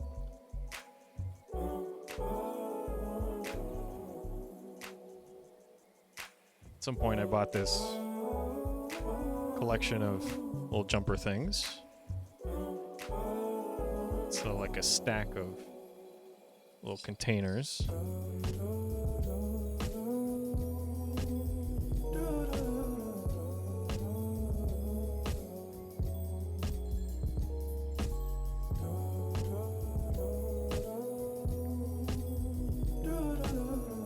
Boom, backlight.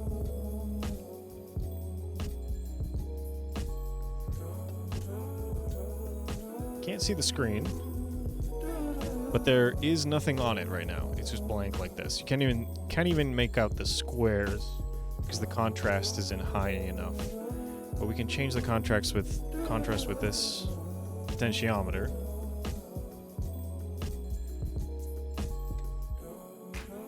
And I don't remember where I got this from, but they have these little, they look like pens, but actually they are potentiometer wagglers. I don't know what they're actually called. This one says Vichy Special. I don't know what that means. But it's got it's basically like a little flathead screwdriver on one end and also on the other, but the other one's kind of socketed. So I'm gonna waggle the potentiometer.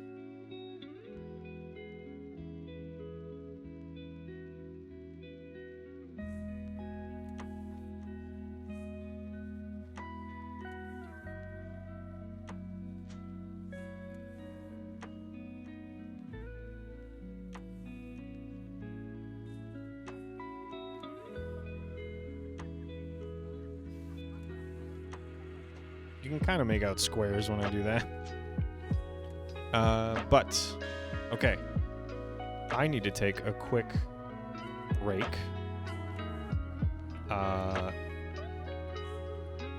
What's good to leave up?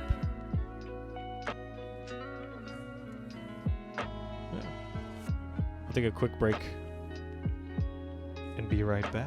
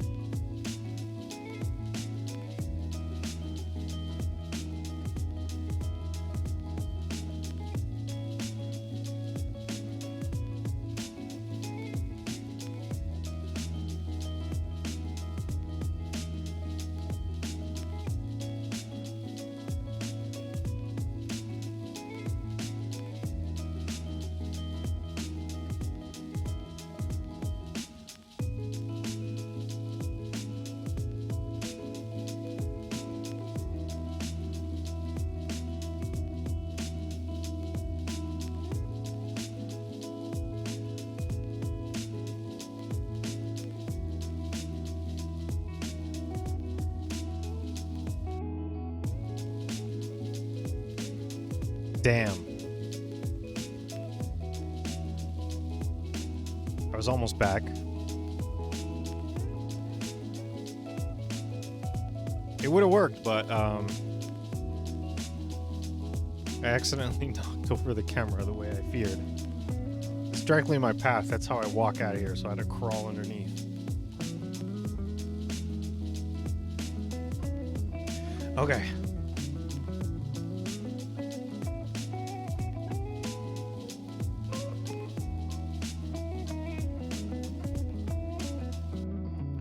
What the heck was I doing?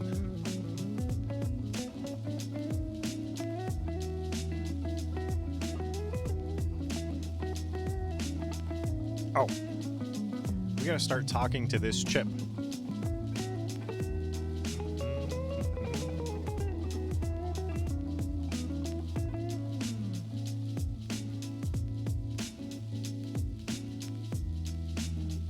Let's see. Does this device have... 5V, 5 volts out? I don't know. I'm not sure I want to test. Because we might need that for the backlight.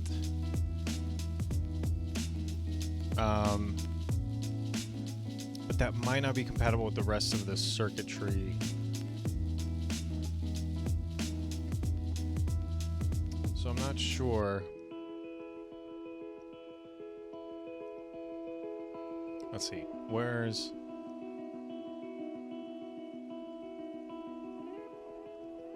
Yeah, I don't know. The problem is this guy. Well, I could just look at it. Let's see. Can I make out what it's doing? That looks like a transistor. Oh.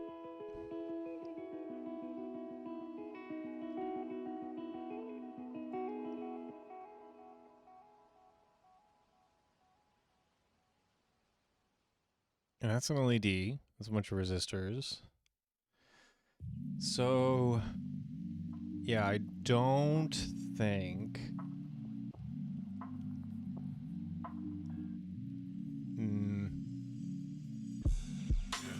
I don't think we can take VCC at 3.3 and then also feed the LED with 5 volts to make it look nice and crisp. I'm imagining that's going to be incompatible. So, let's ignore that for now and just look at how this thing works. Where... Okay.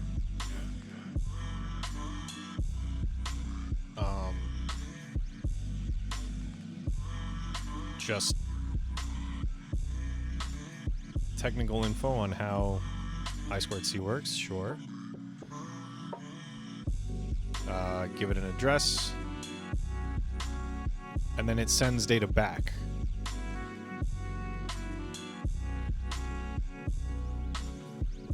No, unless we're the port? What terms is it using here?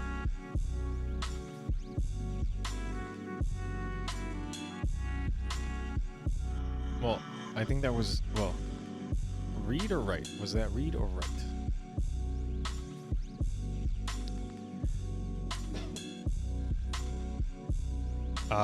So read is high. So this is data back.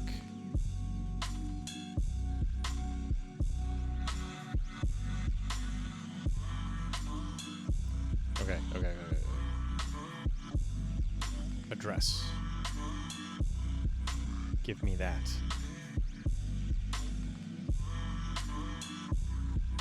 7-bit address for I2C comms init. Here's the bus. Device. Probe device.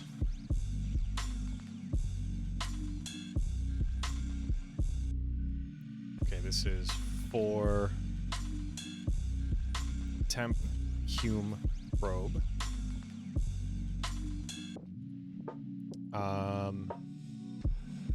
And then we want a different device for the display. So I2C device config T, we'll copy this.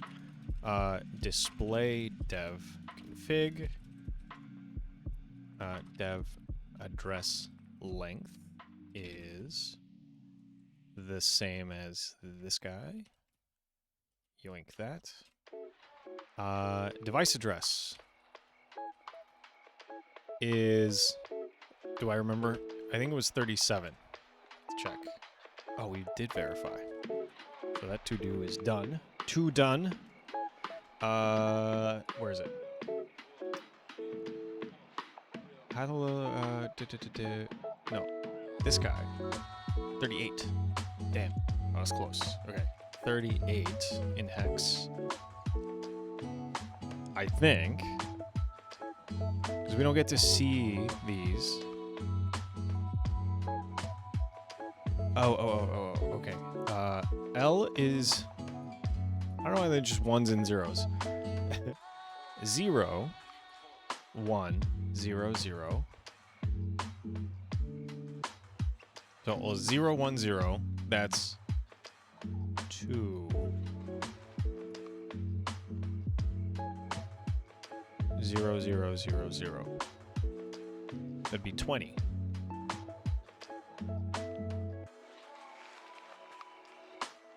Right?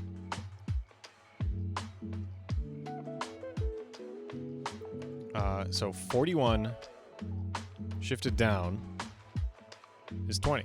20. So is that right or is this right? We have a conflict.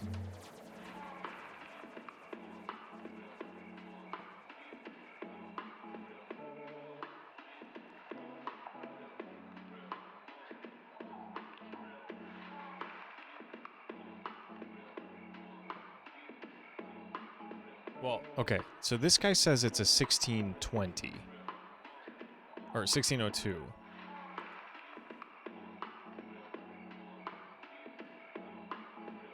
In which case, never mind. I thought it had a 1502 on it, but it's a 1520. So that's not what it means. So we need to find its address. We need to figure that out. So according to this,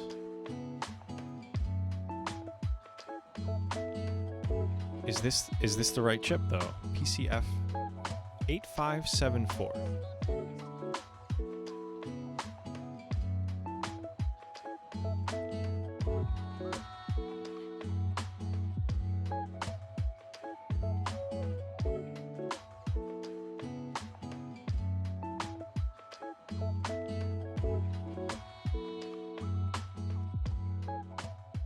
.74 AT. I don't know if that means anything. So it's this AT. Is that just the package? It doesn't say.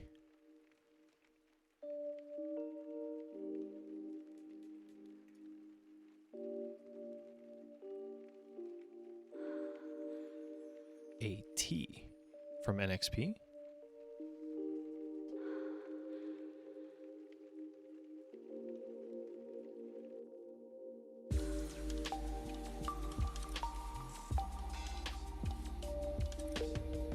I don't see an NXP logo on it, so...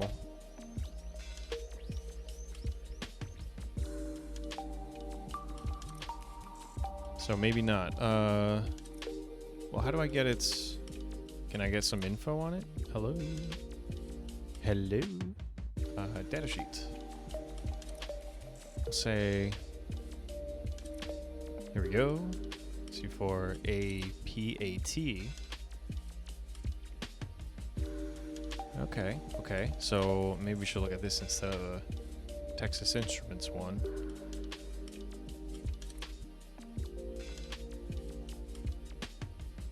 Hey, it's the same. 20. So where does it get? Okay, get rid of that. You're lying to me, so go away. 20. OX20. Because these are all unconnected.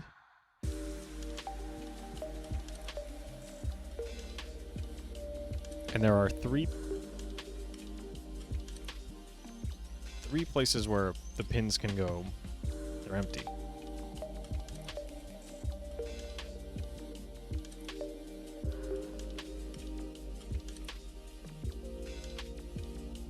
Yeah. Does it have...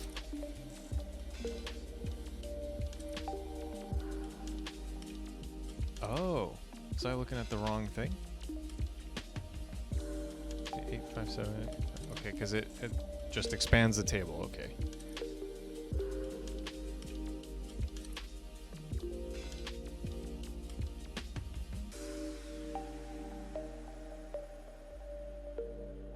Yeah. Okay. Is there a status register or something like that? Power on reset.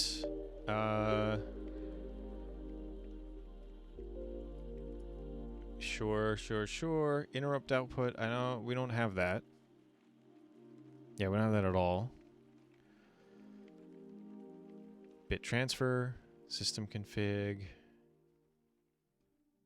Acknowledge. Yep, that is how I2C works. P0 temperature. Is this an example? An application.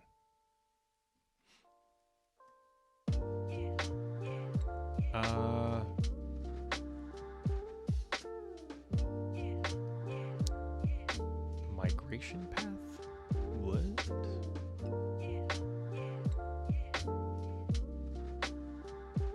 Okay, it doesn't explicitly say. It doesn't explicitly say how to interact with it. 7.4 and 7.4a. So this is fixed and that's hardware selectable. Okay, so 7.4a.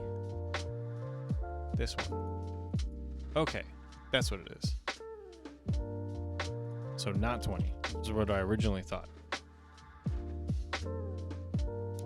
Quasi-bidirectional. Writing to the port.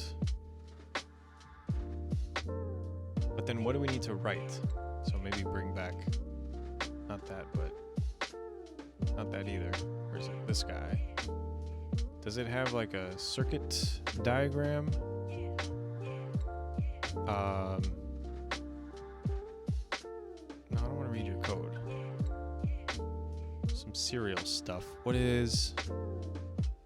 Oh, I remember what this was. This like Hitachi HD44780. No. Aha.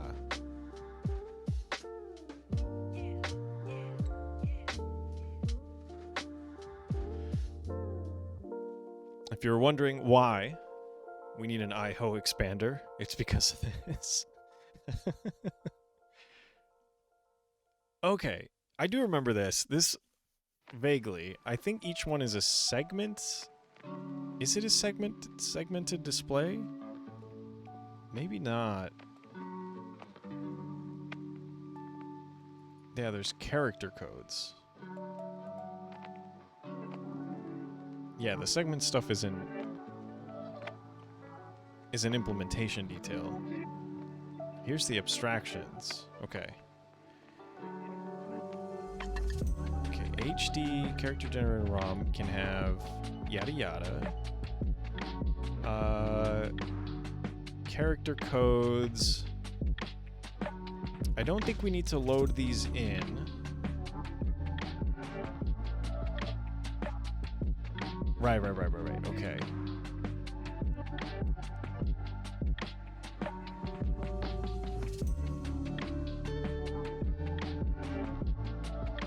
Cursor blink. Interfacing to the thing. Bus lines, DB, something. Display clear. Okay. We need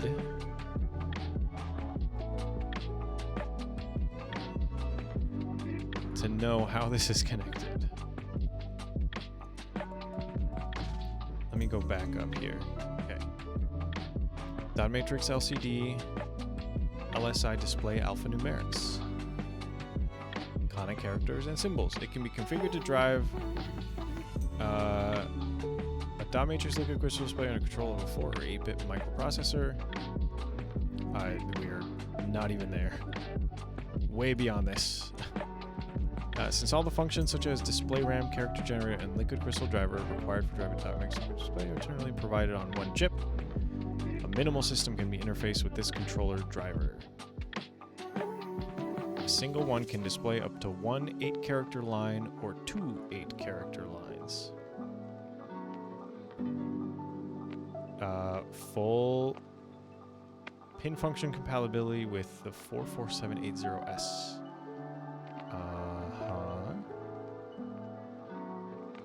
We have presumably this one. Any portable battery-driven product? Sure. We're not going to use it in our battery-driven product. That'll just eat power when we don't need it. But we're integrating it for fun.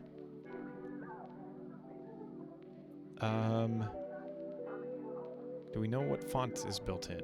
I don't think we do. Let me go back to this guy. I2C bus built around IO expander, IO expansion, 8-bit quasi for most, yada yada. Okay, but how is it connected to this guy? So 8574, yeah, that's their IO expander, and P 0 1 2 3 4 5 6 7 are connected here. RS, RW, E, or is that a B?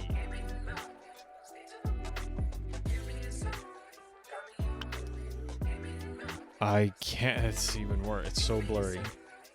I don't know if it's an E or a B. I think it's an E. RS, RW, E, 0, 1, 2, 3 are disconnected. 4, 5, 6, and 7. Okay, so these correspond to the correct naming of the LCD thing itself. So this guy,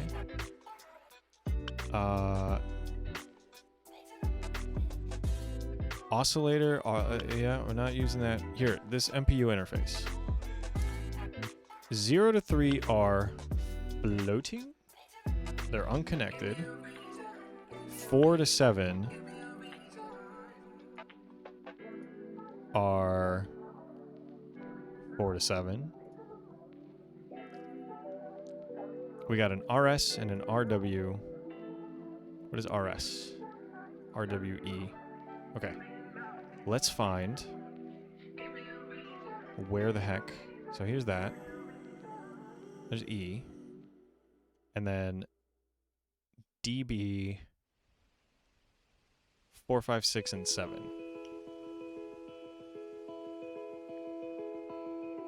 Pad coordinates, no pin functions. Now we're talking.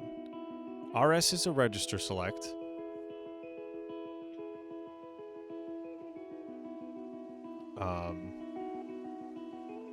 This is an input. So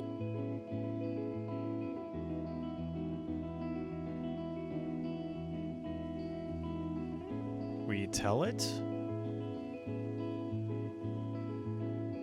when we're trying to do a read or a write, whether it's an instruction register or a data register.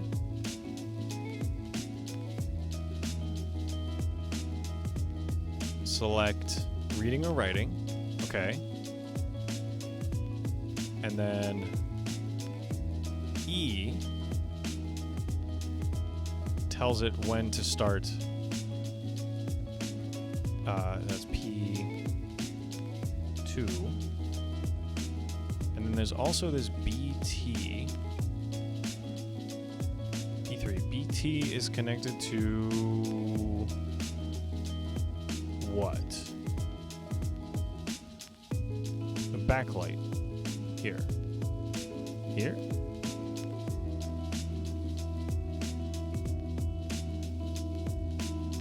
Okay.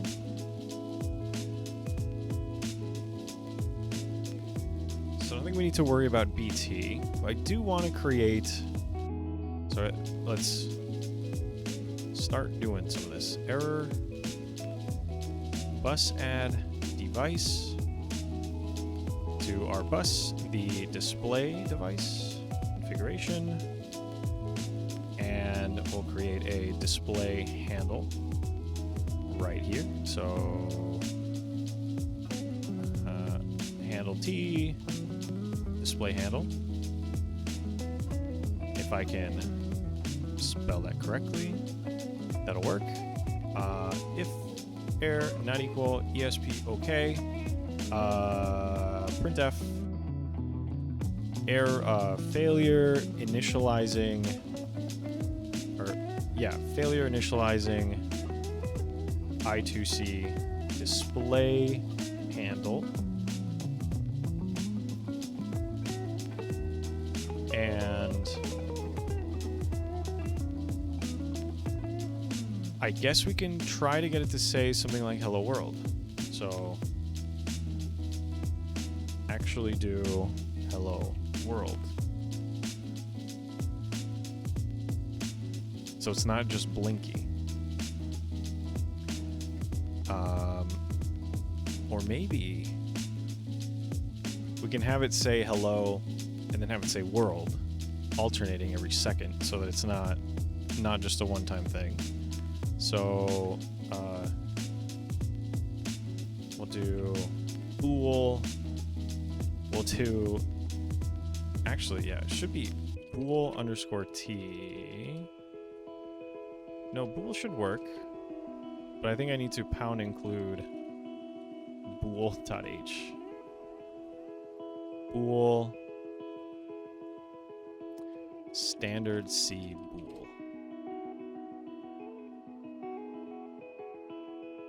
Bool exists in, here, bool type support library. This is it.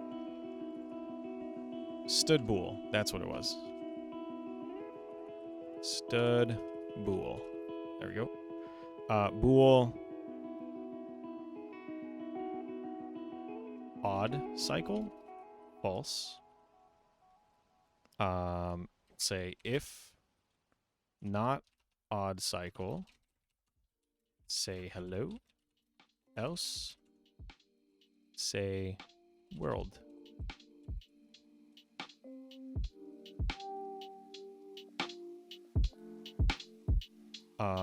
And then we'll do odd cycle not equals odd cycle.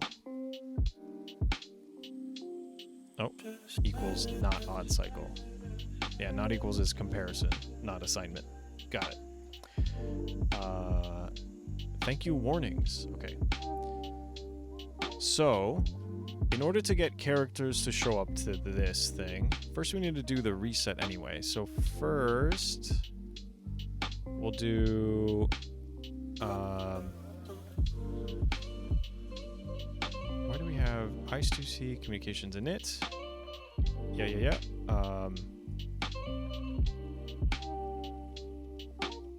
I2C display init. I2C probe init. Okay. And we're gonna use this device. Get rid of this, get rid of that.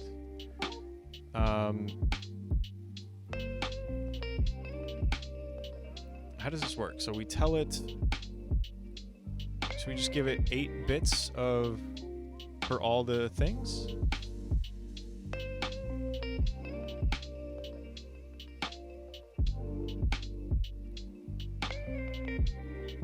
Acknowledges, then send the data for P7 to the port register. Strong pull down turns on and stays down. If a high is written,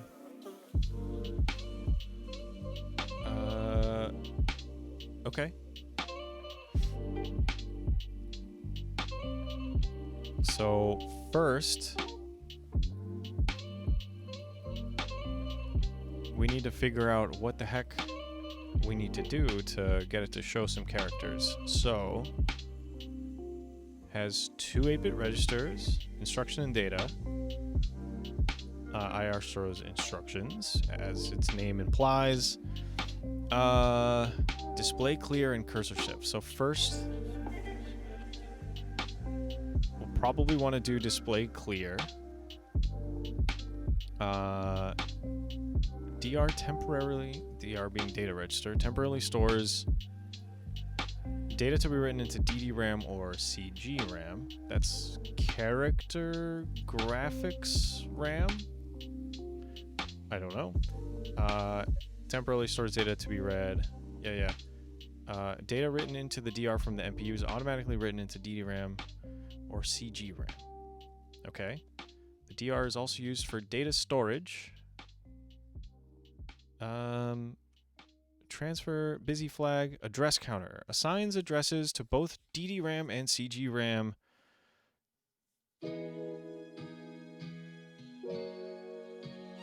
Address counter. So as we're writing stuff,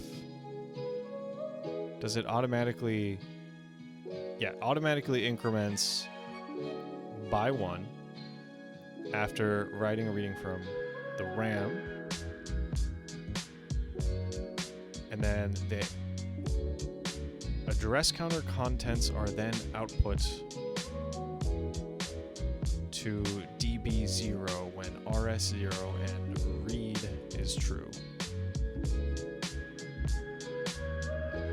So we can't even read 0, 1, 2, and 3.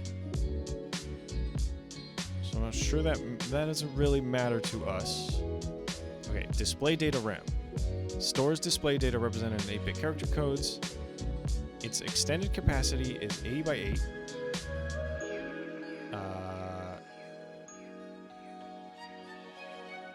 Display...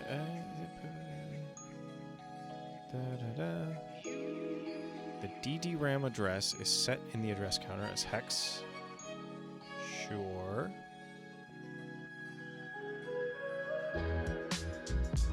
So 4E, that's a 7 bits. That's E, but that's 4. Okay. Display position. DDRAM address. Shift left. 2-line display. Well, this is what we have, I think. We have a 2-line display.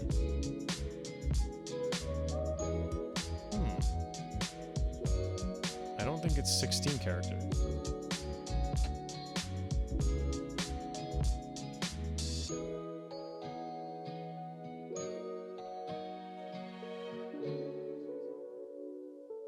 It might actually be 16. I think it's 16 by 2.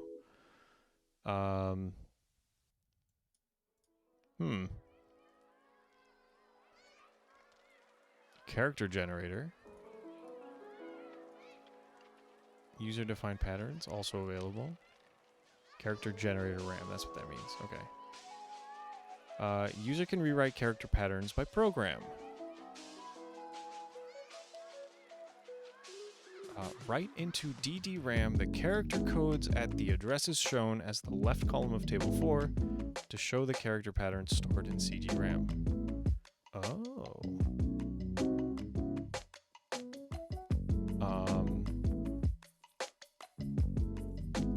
Okay, so we should be able to... Wait, what's this? What is this flowchart? For a description of the numbers used in this figure. Okay. Oh, I see. This is for developing character patterns.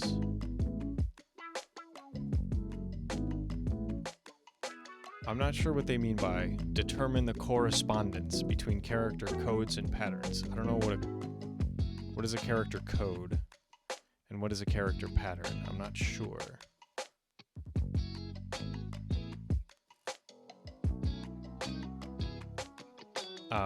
Explains corresponding between addresses and data. Not exactly what we're looking for.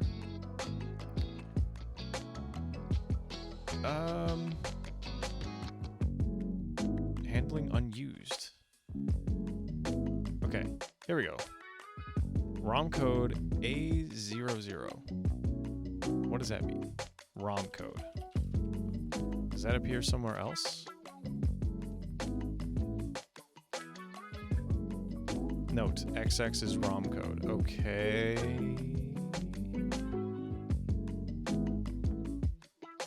That's annoying because... So hopefully we don't have 0, 0. Because then we can't use... These are... I mean, I don't read Japanese characters, so that would be annoying to use. But there's this O2, which I wonder if we can read.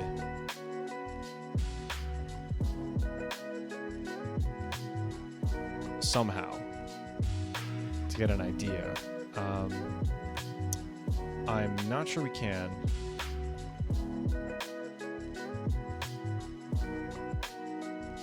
Huh.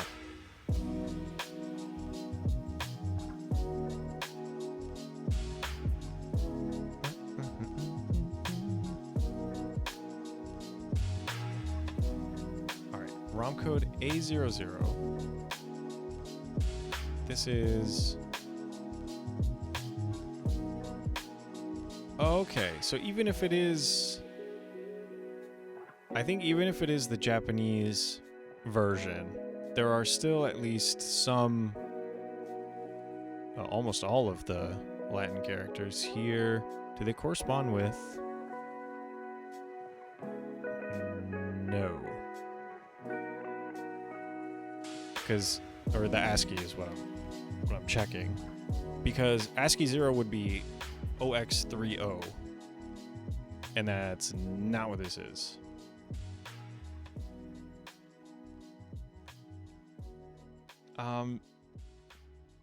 We also don't have...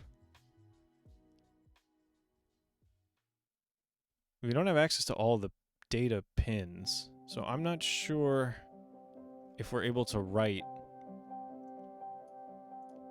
Like, we can only do these.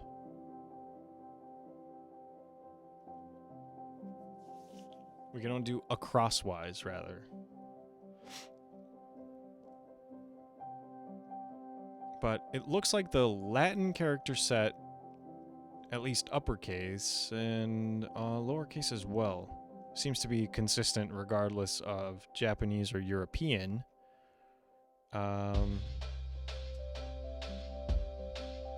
So I think we can just do that.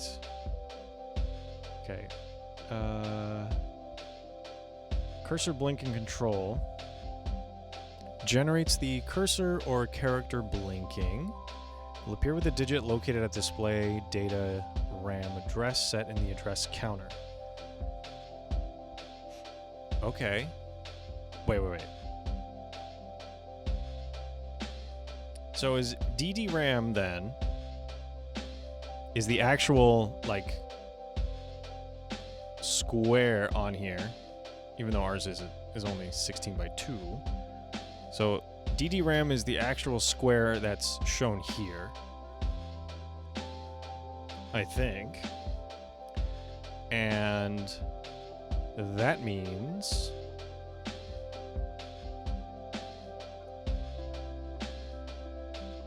that when it was talking about DDRAM before, now we can have some idea of what it's actually saying. So, stores display data. Extended capacity is 80 characters. The area in display data RAM that is not used for display can be used as general data RAM. Okay, so anything kind of off screen, we can have. Sure.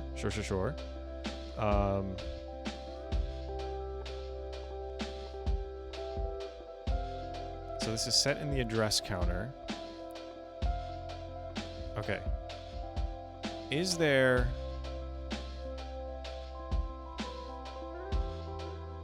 like a reset procedure? And then we can set the cursor address to 0. And then it should blink, assuming we've set the right config.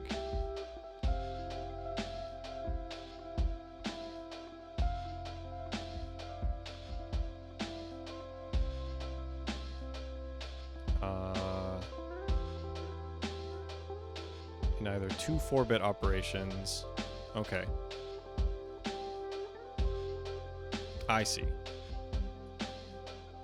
I was worried that we didn't have enough pins to actually send a whole thing, but it's built for 4-bit mode, so that's fine. As for the order of transfer, the 4 high order bits are transferred before the 4 low order bits. Okay. The busy flag must be checked 1 instruction after the 4-bit data has been transferred twice. 2 more 4-bit operations then transfer the busy flag and address counter data. So we're not doing that. We're doing 4-bit interface.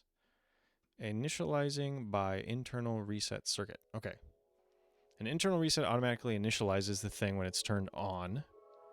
The following instructions are executed during initialization. The busy flag is kept in the busy state until the initialization ends. That lasts for 10 milliseconds. Does a display clear? DL 8-bit interface data. N equals 0. F equals... Well, these aren't... Are these names of pins? I don't remember them. We were on page 23. I don't see like an F pin. EMD, no S. Back to page 23.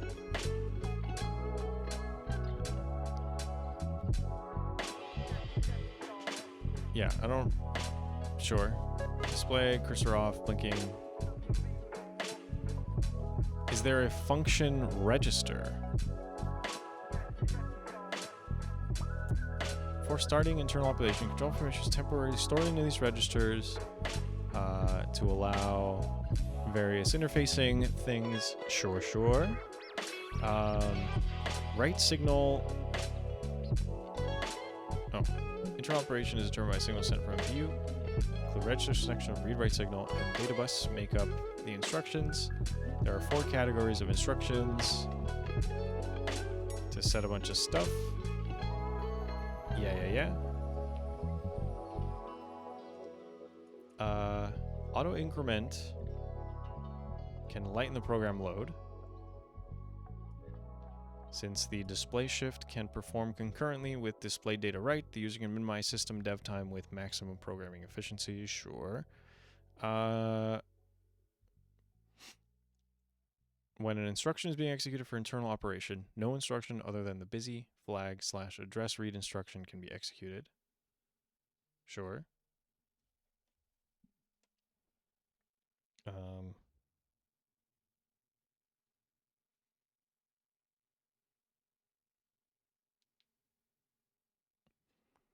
Not important.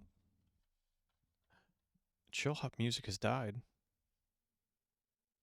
Nan? Hello? Okay. We're back. All right.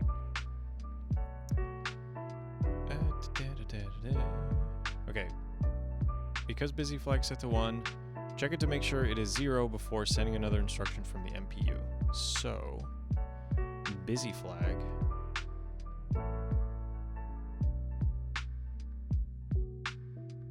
I think that was like RS in read mode.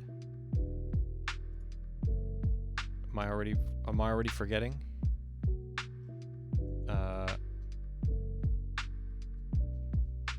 Where are these pin functions? Busy flag for read. But this is an input, so I don't know.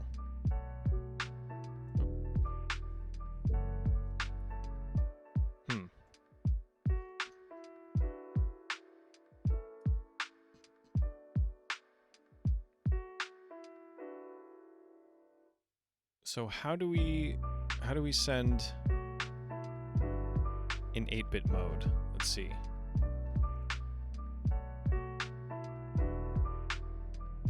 Four-bit transfer example.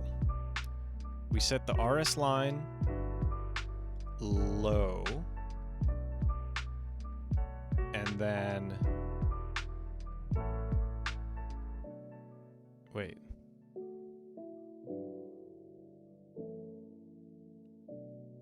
Okay, so set all of these values in parallel to the high 4 bits. Right, toggle E. So this is write mode. RS is register select. So this is instruction register. We're saying write it. So write 4 bits and then write 4 bits. Okay, and these are all set in parallel. Transfer all these at once. Transfer all these at once. Now begin read mode to check the busy flag. And get the address counter.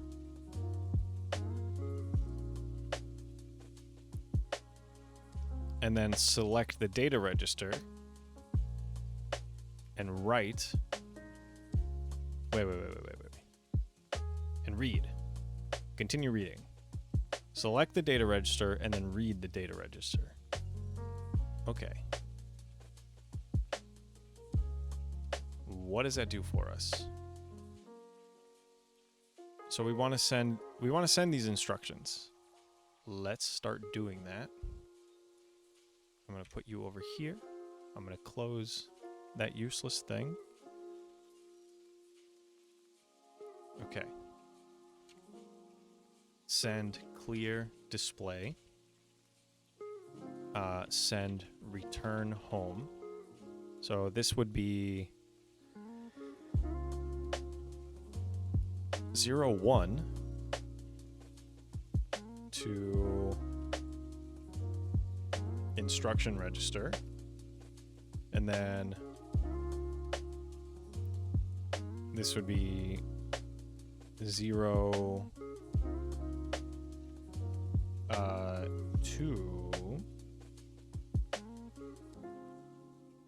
to instruction register. Instruction register. Entry mode. Set cursor move direction. I/D. I'm not sure what that means.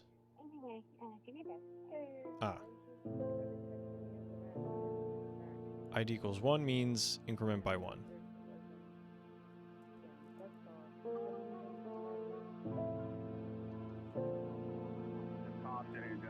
Is this saying this automatically happens when it gets turned on?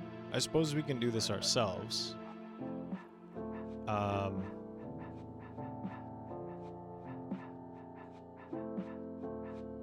Yeah. Entry mode set is the ID thing. So you can do set entry mode to 1. Right, that's what that means. Entry mode to 1. Increment by 1. That is OXO, and then 11S. What is S? For shift. No shift. We'll say no shift. Set entry mode to 1. Entry mode ID to 1. And S0 no shift.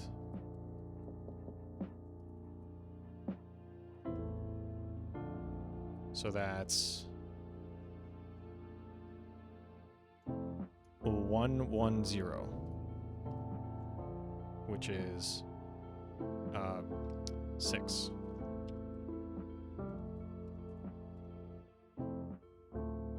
Okay, display on off. Display on off to on.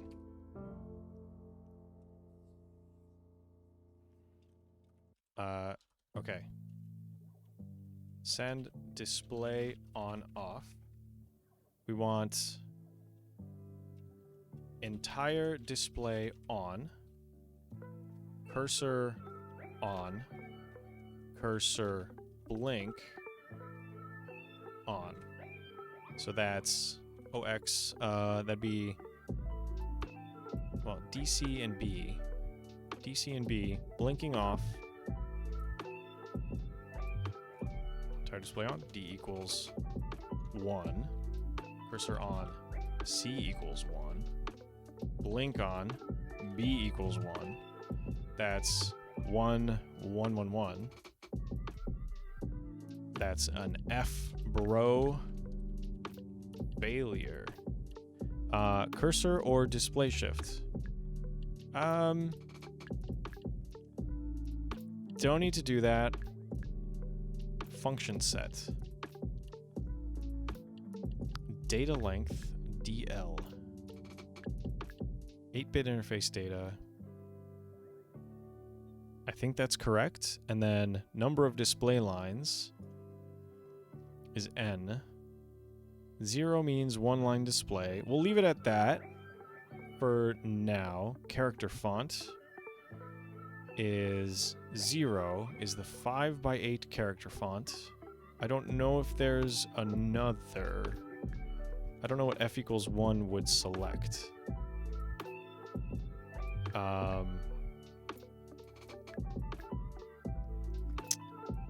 So then we need to write to write words to display. We need to write data to DD RAM.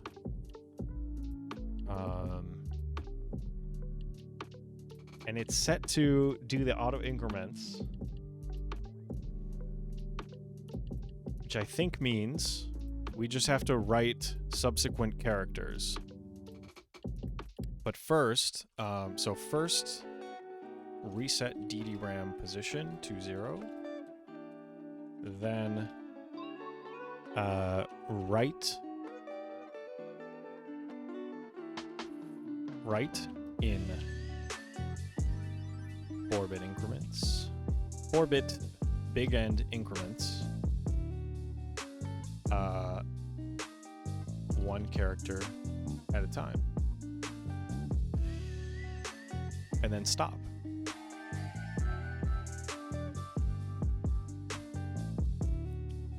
I don't know how to read this particular bit of table here.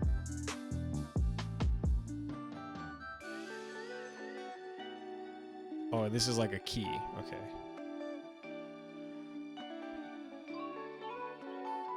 Display shift, cursor move. We want cursor move, whatever SC is. Cursor or display shift. So it'd be 1, 0. Is that not set already? S/C.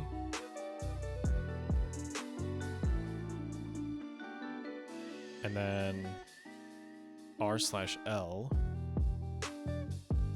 Shift to the right or shift to the left.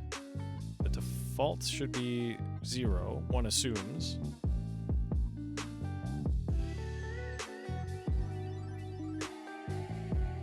Uh, 5x8.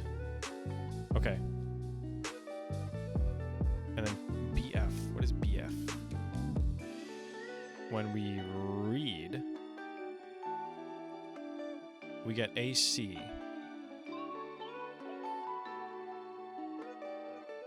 Okay. Ooh. Return home. That's what we want. Write O2 to instruction register. So that's going to reset. Okay. i.e. return home. And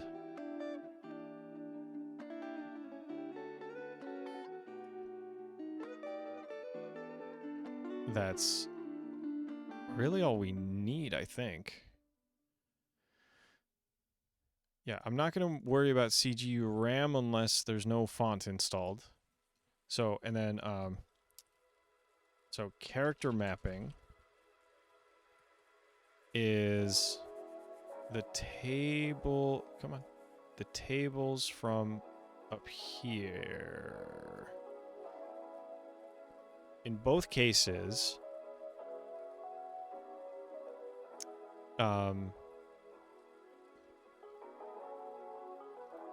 the Roman Latin characters are up in here.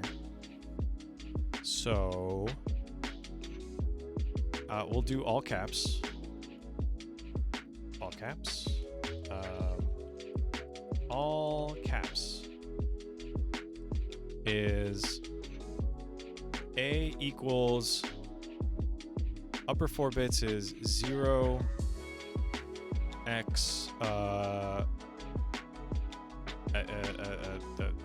8. No. 4. 4. And then whatever this is, 1. A equals 4, 1. Z. Well, and it goes all the way to O at 4F. And then wraps around. Okay, so it no gaps. So it should just be A through Z is 41 plus 26 should get you 450. 1010 is A, right? Yeah.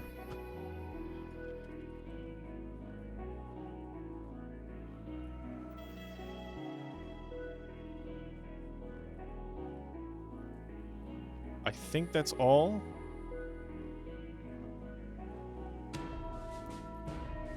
Let's see. Yeah, what is this trying to tell me? So this is saying that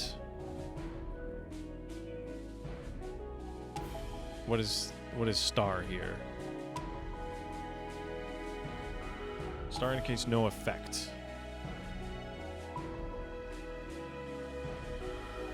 So this is going to look at the high what?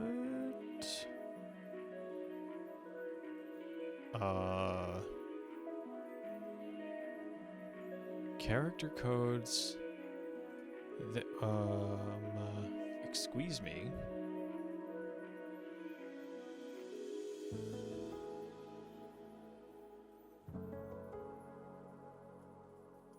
And then we put a 1 in here. It's just the high part of it in next. Okay.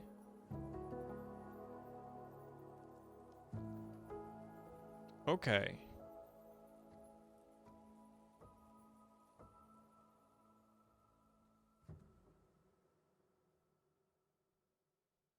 Interesting.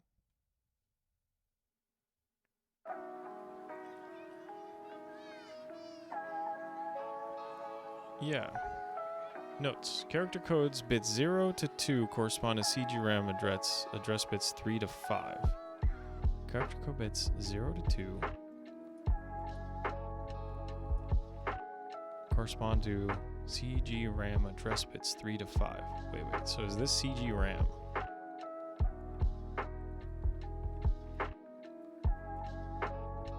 Yes. Okay. Wait, not quite though, because I think what this is saying is that like each one is like a sprite. And then you can sub-address each sprite to get a row. So, you know, take this address with zeros, and that gives you this row. This address at 1 is this row.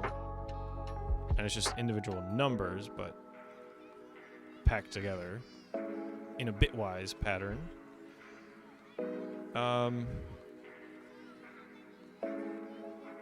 So how... how do we tell it what character to use? Right? Because, I mean, is this a symbol for yen?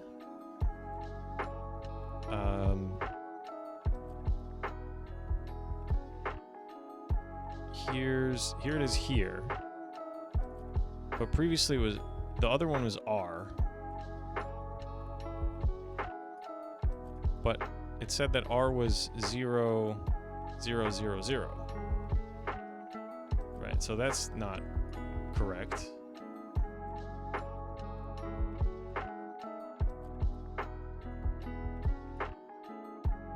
Right? 0, 0, 0, 0 would be this. I don't know what this is. Oh, is this just... I can write stuff in there? That's free space? Right here? Maybe?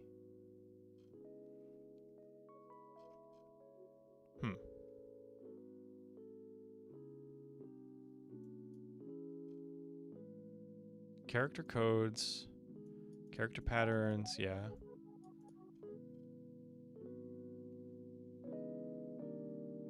Five by 10. I'm not using those. Yeah, maybe I'm just not understanding, but we'll see if I can get as far as some blinkage. I think you might be able to see it. I can hide this if I'm not using it.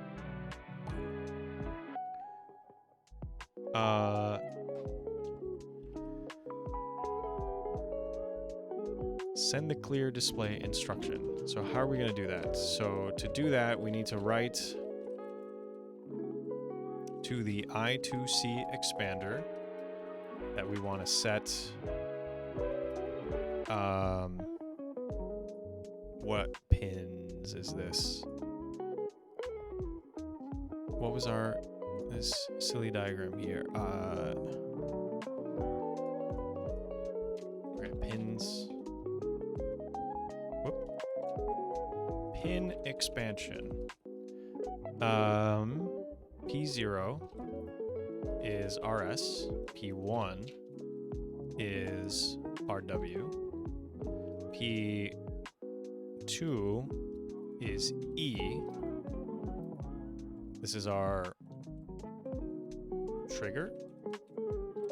And then P3 equals BT controls backlight. Keep high or low? According to this diagram, I think we want to keep it... Oh man, I don't remember how to read these.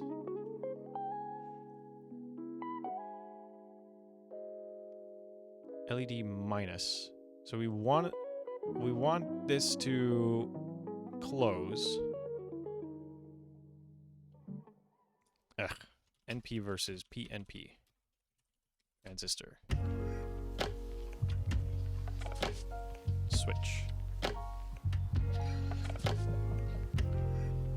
Oh. Picture. No! It's NPN.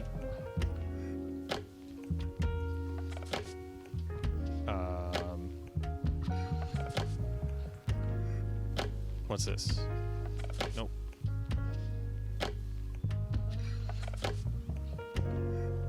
Transistors here. Batteries low.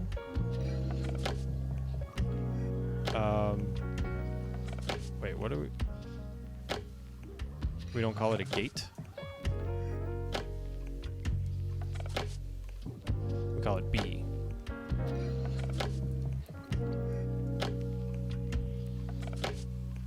Okay, so B is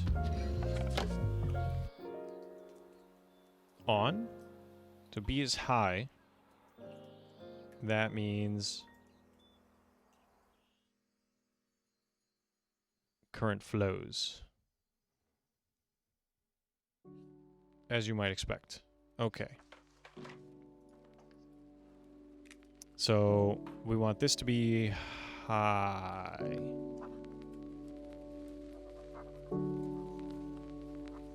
Yes, keep it high. I'm going to find out if I'm wrong, because the screen will turn off. And then P4 is D4, P5 is D5, P6 is D6, and P7 equals D7. Okay, so we want to write to the IO expander that we want to set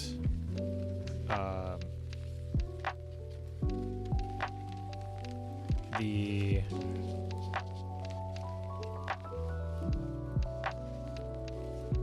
E to low, set E low. I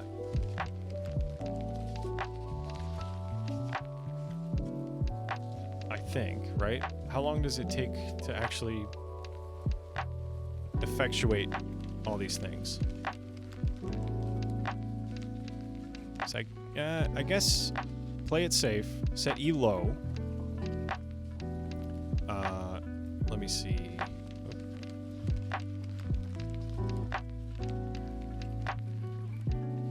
Yeah, E low.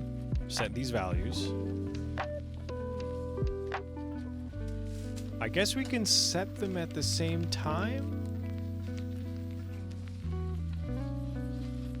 Is it triggered on... So, as it rises, then it's whatever. But then when it drops, that's when it... Okay. Then we want to set... E low.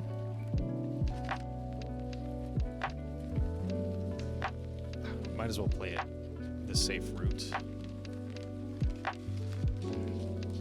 Set E low, then keep E low and set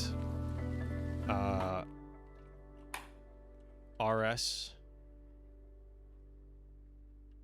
I guess we can set these all together. So set E low, RW low, RS low.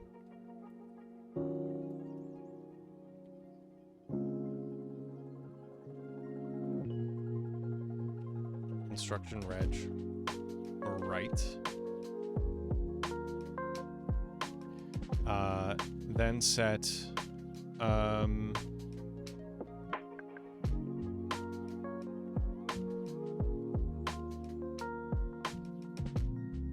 value of instruction register to high nibble of OX. We wrote it here, OX 01.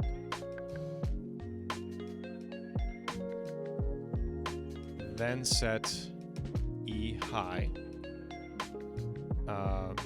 Then set E high.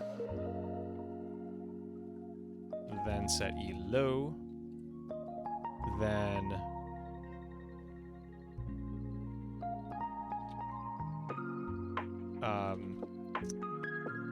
Then set low nibble of OX01. Then set E high. Then set E low. And that should write that value.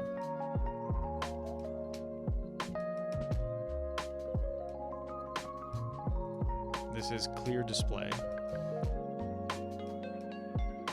So already I think I want a function to pull this all together, but we won't go there just yet. Not ready for abstraction. First, we want to set E low, RW low, RS low. That means P0 equals, well, I have it right here. P0 RS equals 0. P1 equals 0. P2 equals E is 0. P3 equals BT equals 1. Which is...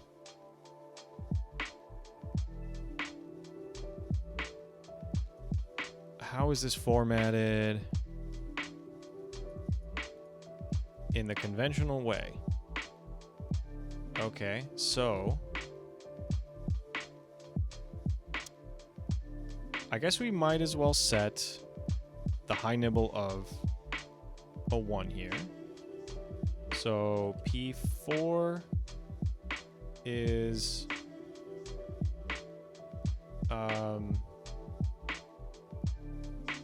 0, P5 is 0, P6 is 0,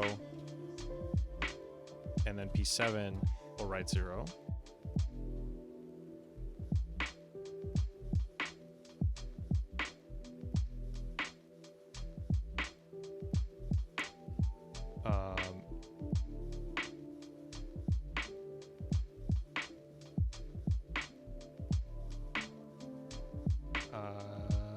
High nibble of this. Okay. Toggle E. So now we're setting. So total value, the total value, final value, written value is OX01. No, it's 8.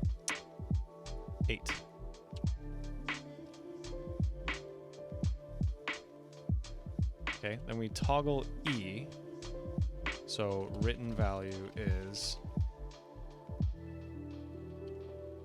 0x, still 0 on the nibble, but then E would become 1. Which would mean that's a 1100, which would be a C. So OXOC. Yeah. I remember hexadecimal. And then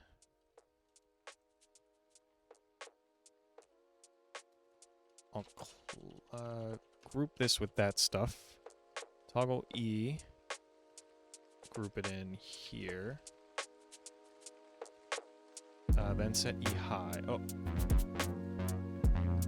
That is E high. Set E high. Then set E low. The written value, OX.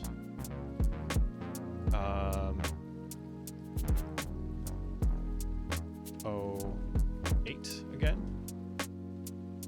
And set the low nibble of 1 while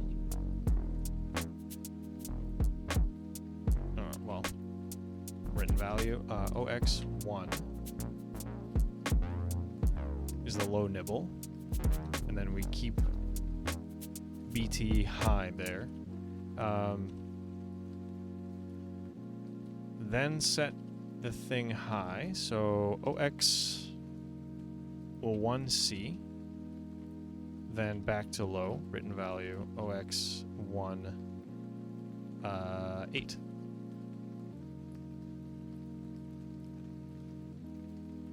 What does that get us? And then delays in between. Do we know how much time we should be giving it?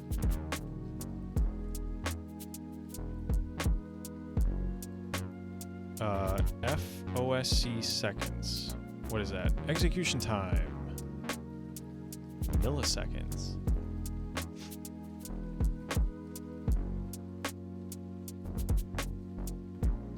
So I guess we could just wait 2 milliseconds for each thing.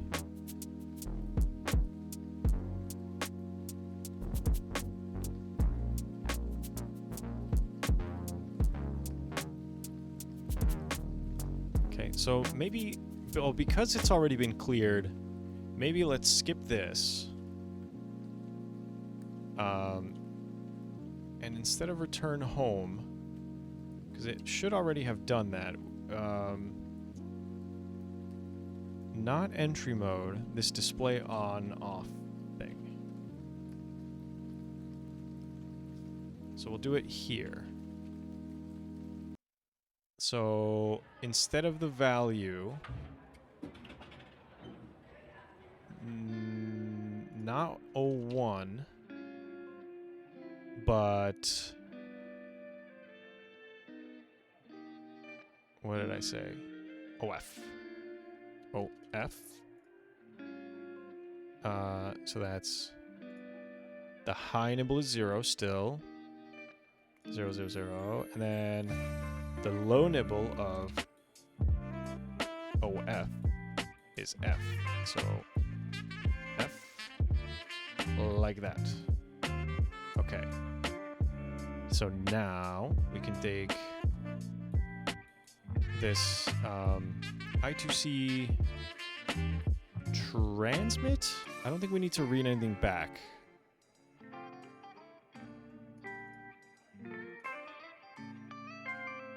Because it's all writing. So just transmit.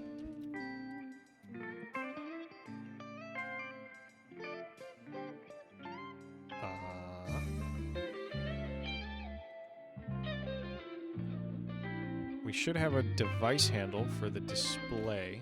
So display handle.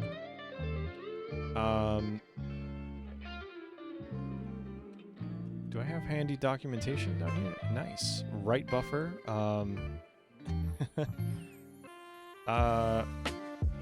UN8T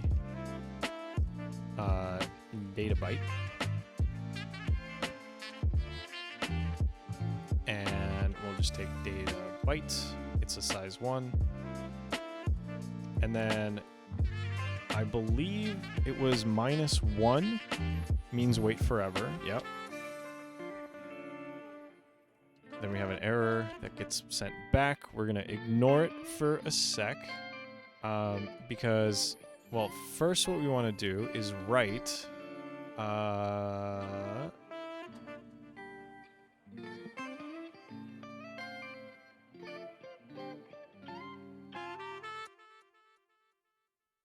where to go? Da-da-da-da-da. Written value, OX08. Or...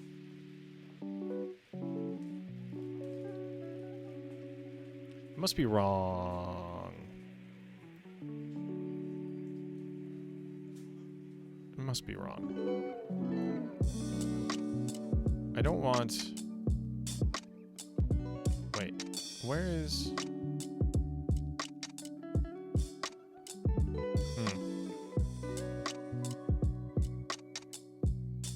What is BT? I don't know what BT is. Let's assume it's 0. And I'll put a question mark here. So I'll say 0, 0. And instead of C, then this would be 0, 1, 0, 0 is just 4. So 4. Instead of 8, that's 0. Instead of 8, that's 0. Then that's 4, and that's 0. Okay.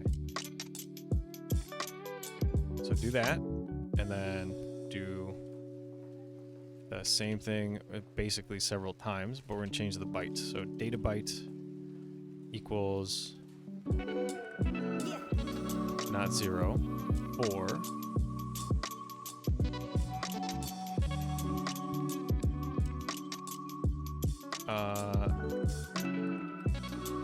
zero, then F0, then E goes high. Oh, so this should stay at F. Yeah, F, like that. F0, and then F4, then F0 again. Well, actually write it. There.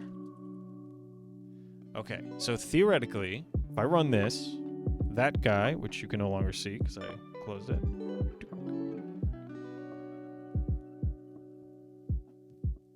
it should start blinking the cursor. It's time to find out. First, let me build. Make sure I'm not simply a dum-dum. Update version of C. Okay, yeah, don't care. And then IDF Pi, P-port, dev, ACM, TTY, ACM 0. Flash, and then we'll do IDF Pi, P dev. There's got to be a command to just do both of these, but I gotta check and investigate. Oh, reset, panicked. Oh no.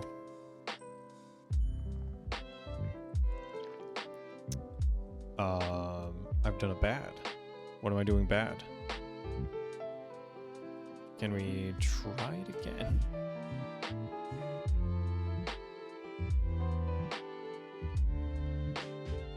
Oh, he's not happy. All right, so that's wrong. Am I?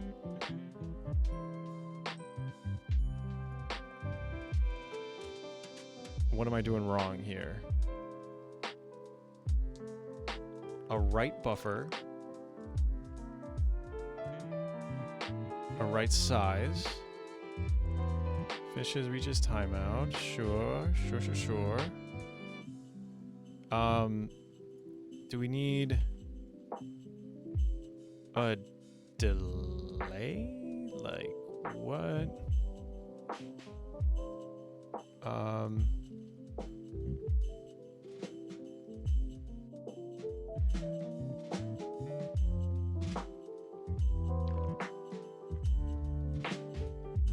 Yeah, just wait 500 milliseconds before we do that.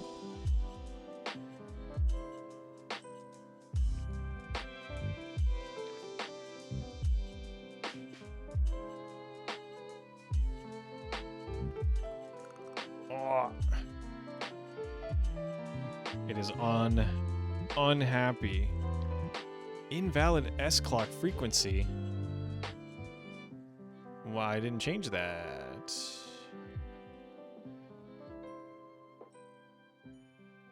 Clock source, port default. Those are the ports. Enable internal pull-up. True. Oh, that might be a problem. MMU entry. No, that's not it though. MMU means that I'm trying to access memory that I shouldn't be accessing.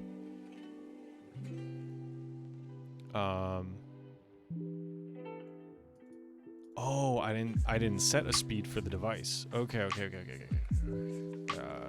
I didn't do this. I totally left it at whatever the default is. Okay, so that's at least not going to be faulting like that.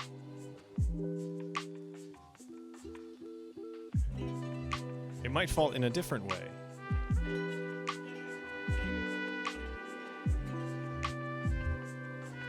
Now we're talking. So yeah, if you weren't watching since the beginning, which, why would you be? These raw ADC values are from that capacitive soil moisture sensor. And a reading of around 1600 is apparently normal air moisture. I've got a scowy glass of water.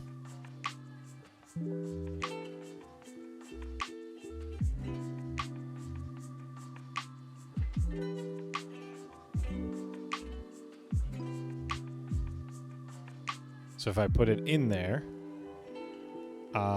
this value drops to... I thought it was lower than this. Where did it go? Around 860. Oh, no. So that's pretty close to what I was seeing earlier. So that's just a raw ADC value. It could have been anything between 0 and 4096, but alas.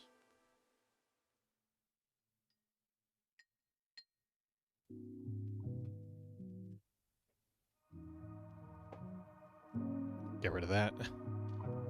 I don't want any spillage. That would be terabad. Literally the worst. Ooh.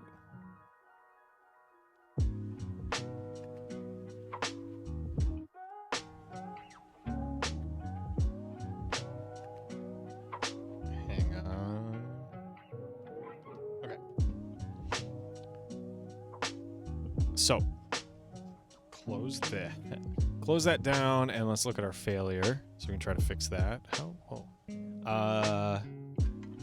Unexpected knack.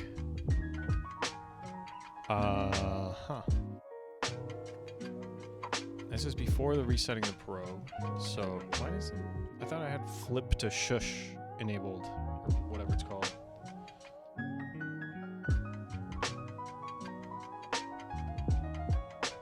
Okay.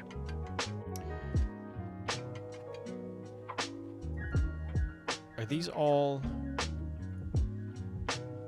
Am I just going too fast? It's possible. So, let's insert a VTask delay of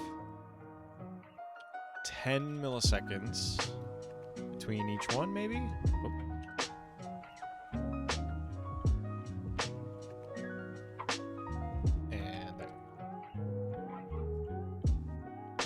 And then let me check to make sure. I'm not sure. It didn't say it needed any initialization. Did it? Okay. When a master reads, the value returned depends on the actual voltage of the pin. All ports are high. Internal pull up to VDD.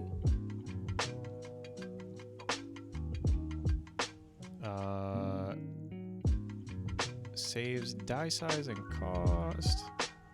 Only an internal transistor to ground. While the LED is connected to VDD through the current limiting resistor. Yeah. There's only one register.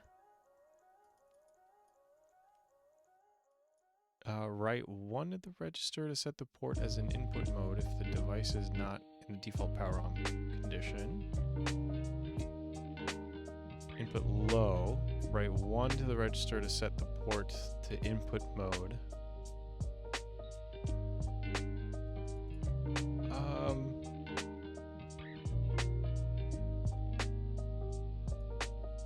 Wait, how do you set input mode, I guess? That doesn't make sense. You have to read. The port must have been previously written to logic 1. So it's the last bit of the address by the 1, yeah. Acknowledge, and send data back, then knack, and send stop. Okay.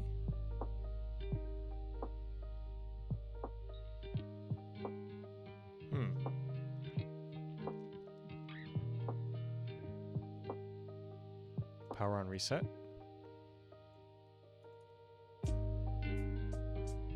Sure.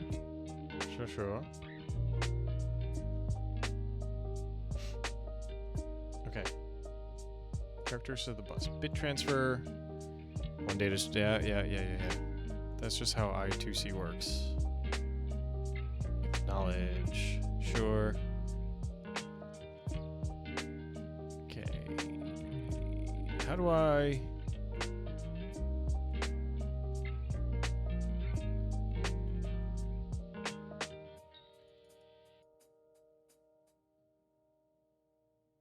During a write, write them high so that they're inputs. Uh-huh.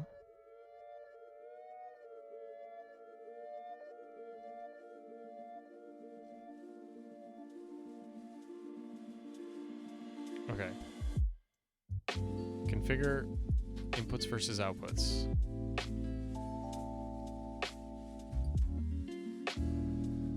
I don't think I care. It's only when I want to read that I need to worry about having written 1 or whatever. So, don't care.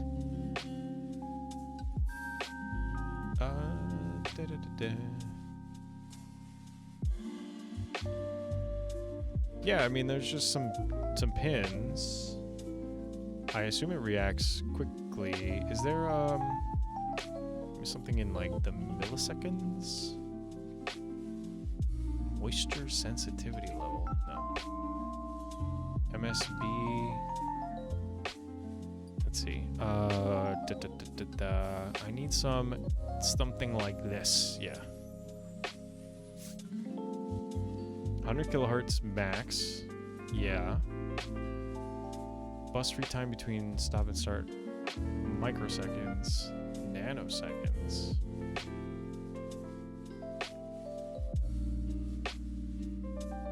Okay. So I don't think we're operating... well, I don't think we need to worry about it. So just writing one after the other should be fine. Okay. Let me do this. Print F. Write first byte to screen to IO expander. We'll do that, and then write second byte. Second byte. Third byte. Fourth byte. Fifth byte. And sixth byte. Sixth byte. Okay. Okay. Give it a shot. That's not exactly what I meant to run, but that's good. Let's go flash.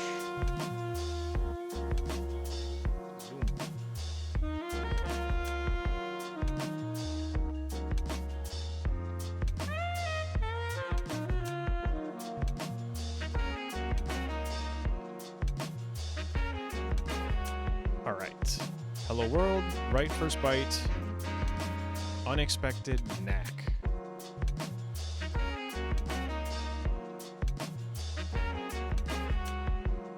Is it not ready? Are my pins misconfigured?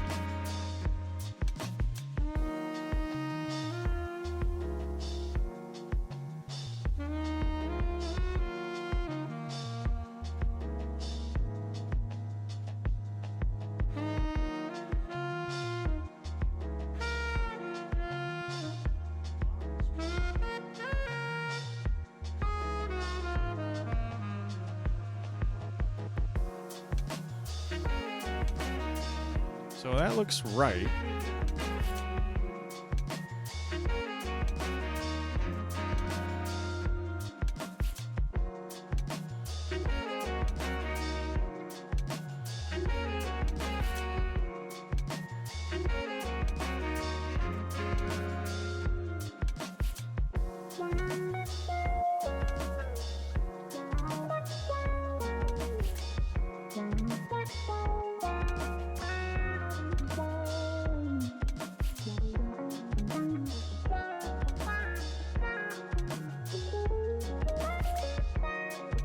Logic analyzer connected.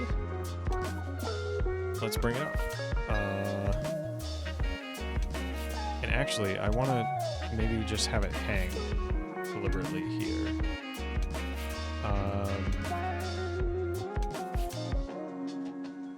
So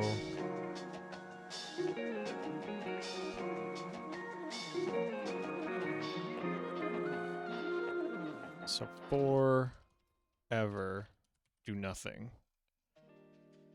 In fact, maybe just have it do a print. So, well, we'll do a print and a long-ish delay so that we can see it happening. So I'll do 5 seconds. And we'll just idle. We'll do that kind of a thing. Okay. So I'm gonna run this. Oh, where's logic? Come on. Speed, agility, power, strength. Oh, I missed it. All right.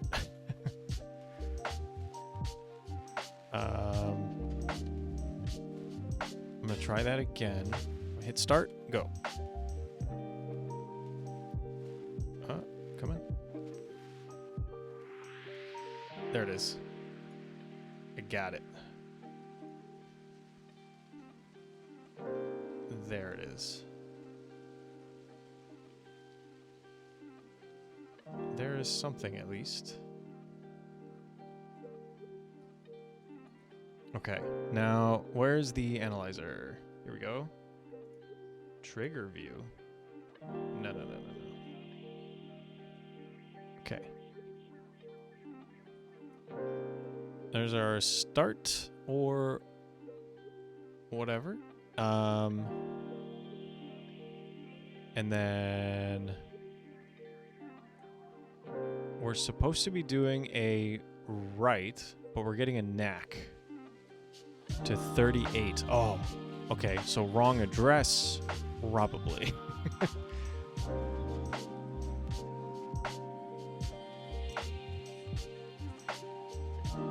If I were to guess. Okay, let me see. Where is... There's all these address inputs. I think we're looking at one of these or these.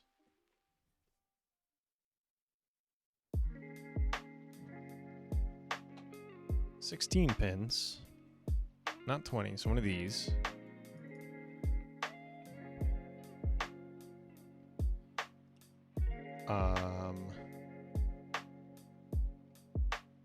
Yeah, so it'd be AT.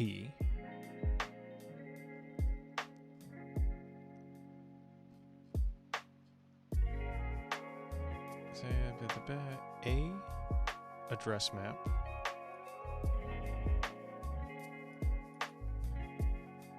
A address map. VSS, they should be 0 unless they're all 1. Wait. VSS is, yeah, VSS is 0. So unless they're all like pulled up. So we're saying I had 3.8, right? OX 3.8. So that might not be right. And instead, it might be 3F. 3F.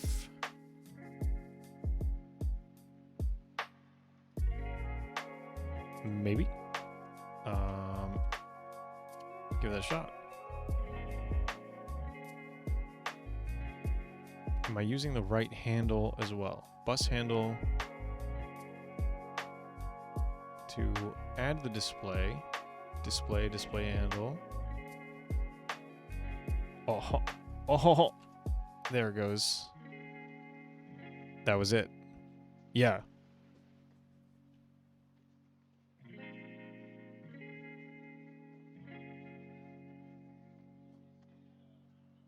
Oh shoot, and it's blinking, but you can't see it.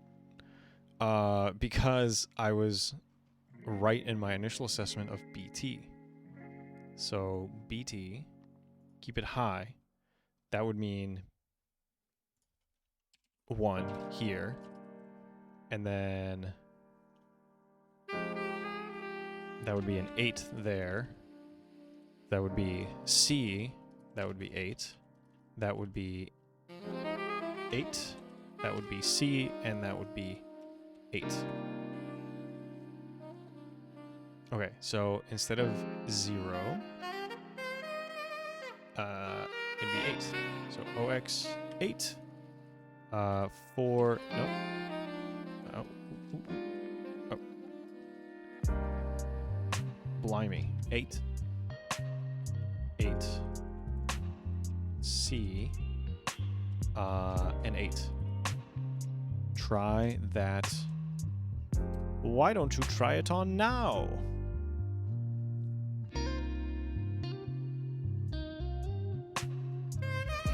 Here we go.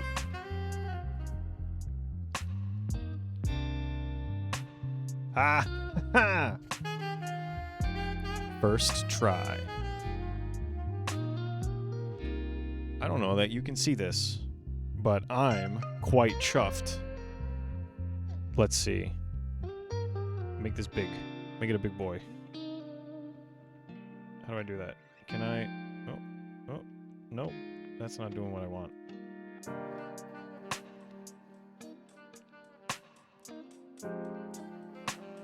Oh, you really can't see.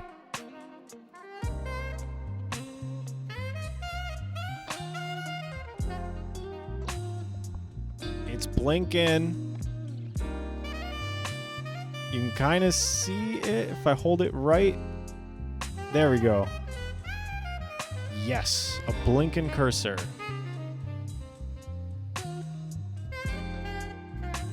It looks really nice in person. I'm quite chuffed about this. Okay. Hell yeah. Yeah, we're pogging. We are pogging, as the kids say. Okay. So I think now is the time we start to consider abstractions. But first, I'm so chuffed about this that I'm gonna get rid of this. And I'm gonna commit this as it is. So let's see.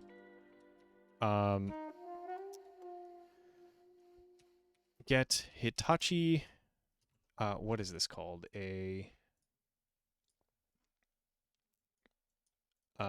HD for whatever.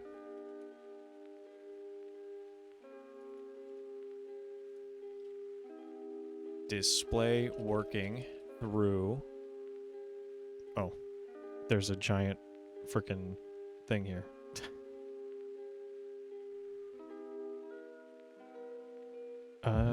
Hide it. Get the Hitachi display working through the PFC4A. PCF 8574A. So here's this display documentation there, or we'll say markdown style. Well, how do you do the markdown reference links?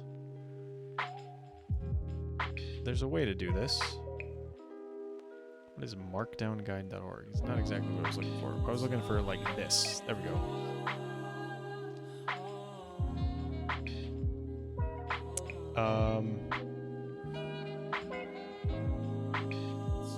Just use square brackets for the other part as well. So 1 here. So 1 colon, right? And then an auto link. Hitachi HD 44780. And then we'll do 2 for the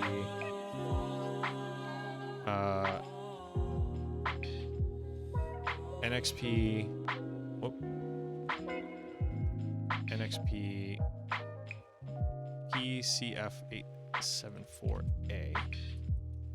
Then in quotes, display documentation.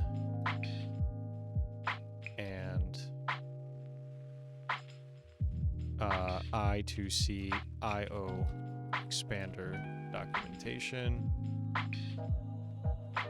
to help bring it all together. Importantly, the device I have is at address, what do we say, 3OX3F. The disconnected, the empty, the DNP, which is short for do not populate. The DNP A0, A1, and A2 means that the pins are pulled up. This is because DNP, the DNP pins, DNP pads at, well, I think they're called components, even if they're not there. The DNP component at 0, 1, and 2 means that the pins are actually pulled up, not down. So, and it is PCF874A, bold A, ergo, address OX3F, not OX38.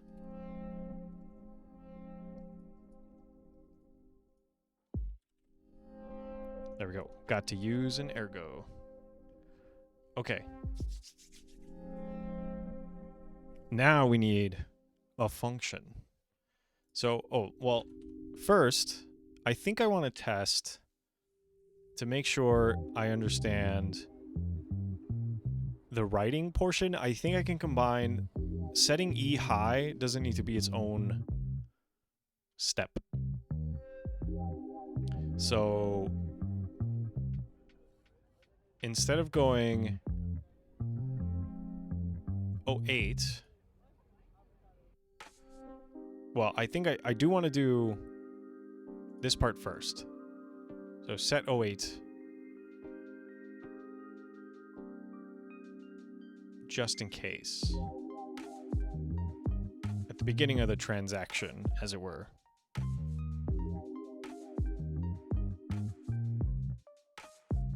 But then I think we can just do it at the same time because the data gets, as long as it's, so the diagram implies, where was it though?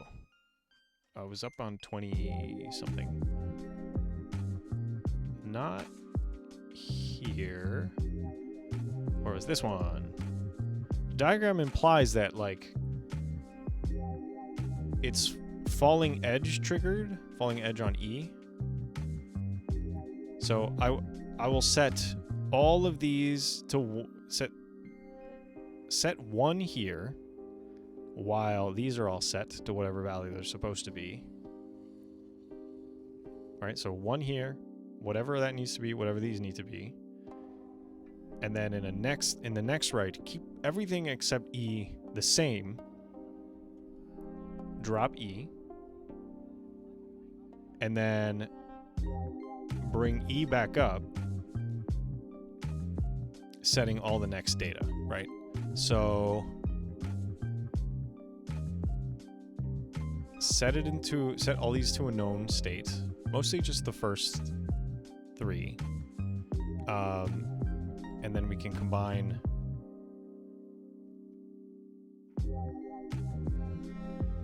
yeah.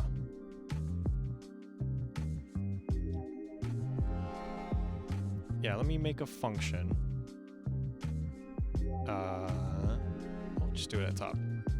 The project is starting to get unwieldy, so I'm going to actually start modularizing it a little bit. But we'll get there. And who knows, I might even cave and start doing C++. I know. Right. IO expander.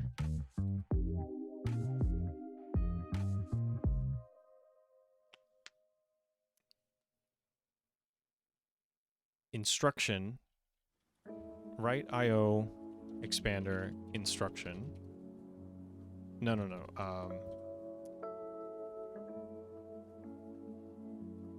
It's not the IO expander. I mean, it is, but not necessarily. What we care about is the bigger abstraction is to say write display instruction.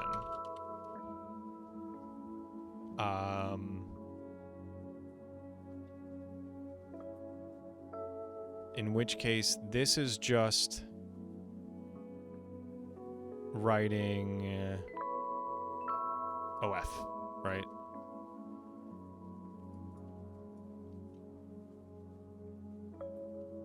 How do we do that? So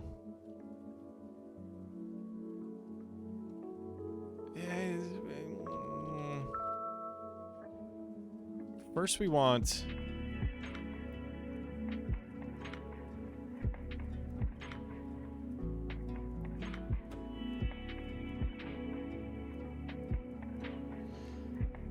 it's not really an abstraction for the IO expander. It's really an abstraction for the screen. So IO write instruction register. We can give it the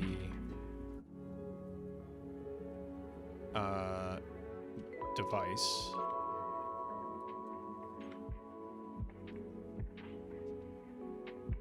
So IO expander.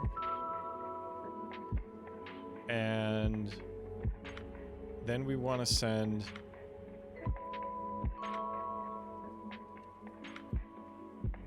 the instruction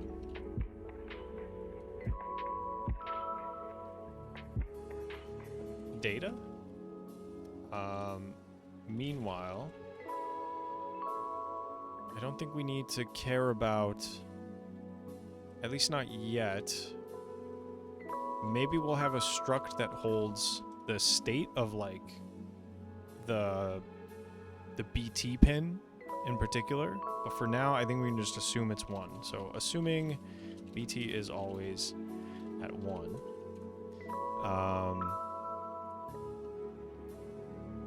we'll set P. Well, okay.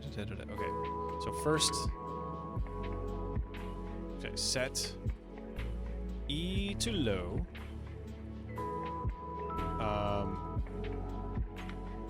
Set E to low. So I2C master transmit. Transmit. IO expander. And then what we were doing before, which is some piece of data. So data byte. It starts at 0x08. Data byte, 1 byte. Or can we do this all with one transmission? We might be able to do that.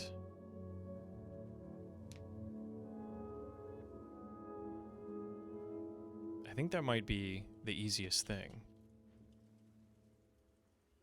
actually. So this is always going to be some sequence. So it's 0x08. And then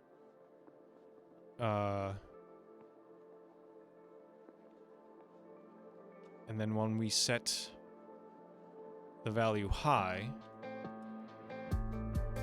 it's C, and then the instruction data masked off like this. Right, and then low again, and then it's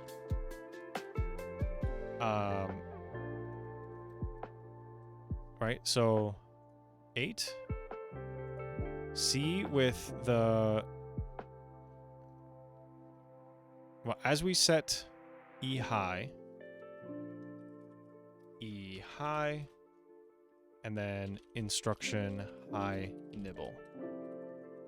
Nibble has 2 B's. And then we also have...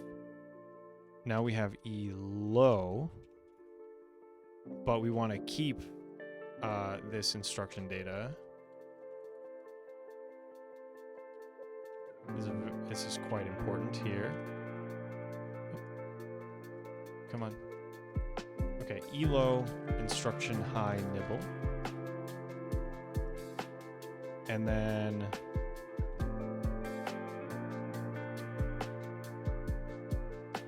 instruction data, OX0F, but then that's got to be shifted up. Come on. Come on. Shifted up by 4. So this is now E high, instruction low nibble. And we do the same thing, except we want E low and instruction O low nibble. And we need commas in there. Yep. Okay. That unused variable data bytes. Yeah. That's because we need to delete this. And we need to put this in here. And then that guy. And then I think it all gets to go in one go. And it should work. Because 100 kilohertz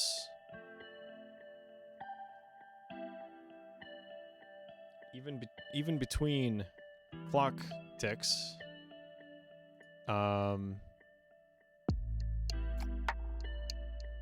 it's 1 over 100,000.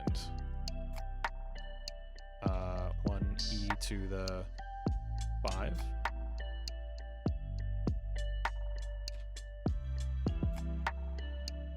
Is 123 is 0.01 milliseconds. That's 10 microseconds. So even if this timing in this thing was like in the microseconds or something. Where was it? Somewhere maybe it was at the end? Maybe it was at the end. Okay. Where? What? Here. Setup time. Min nanoseconds. So even if we're... Yeah. We're good. I think. So everything it should work if it all goes at once. So, get rid of this. Is that all we want to do? Oh, we want to actually call it. So instead of doing these,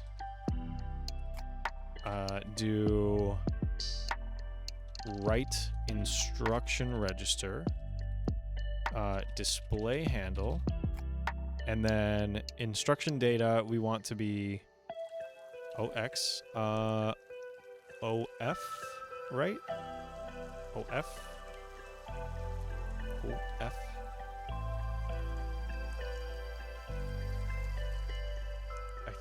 I think that'll do it.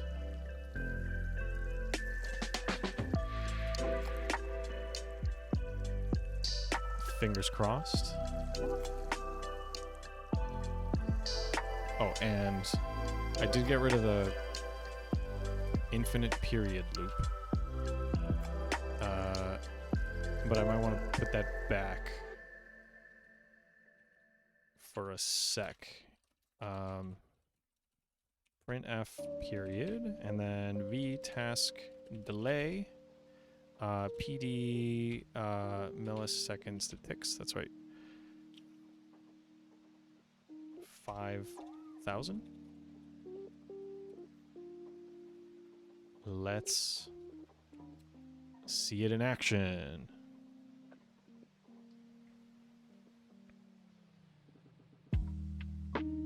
Okay. C standard int. Who tried to do this? This isn't C++.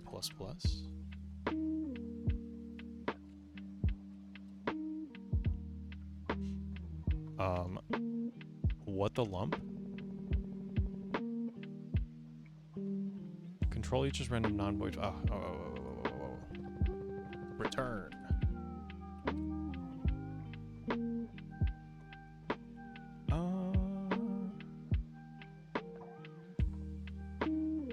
Next track.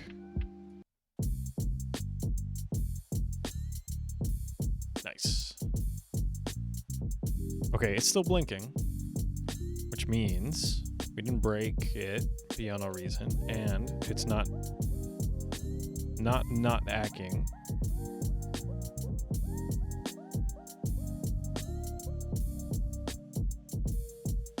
Okay, so the ultimate test now, to make sure this isn't just a fluke and left over, is to power it off and then power it back on.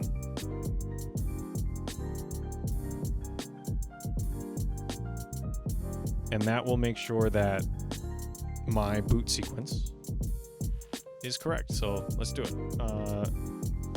Back to overhead.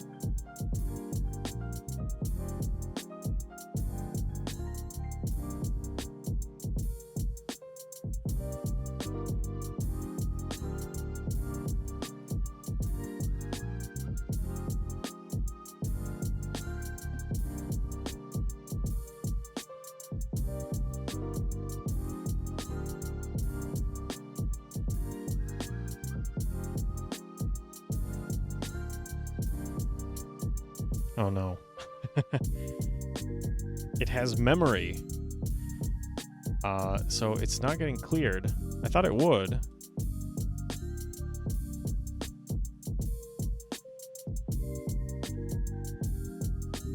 Wait, why is it?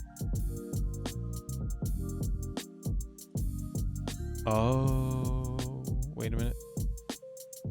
Is it because I'm not flushing? That might be it. So if I flush every 5 seconds, that's, who cares, performance-wise. So let's try that again.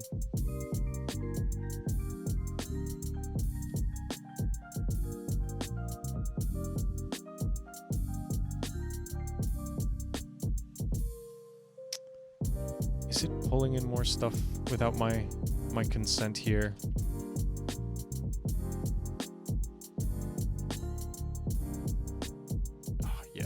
Proj defs needs to go away.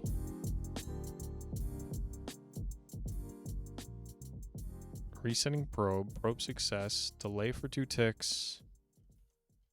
Wait a minute. I never called it, right? No, I do. So what if I don't call it? Here.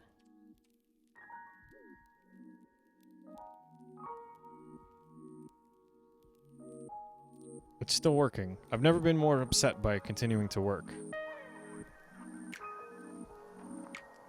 Okay.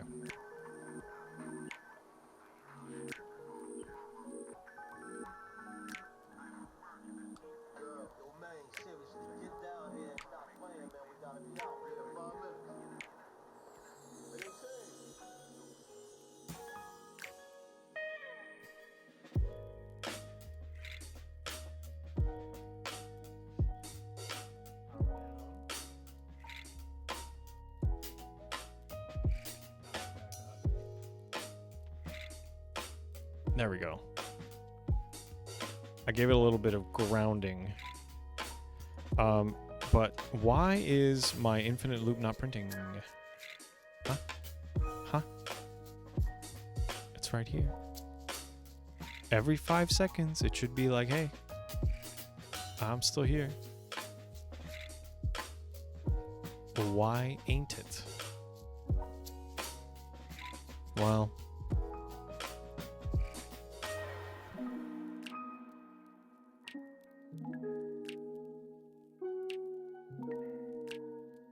okay. So write that again.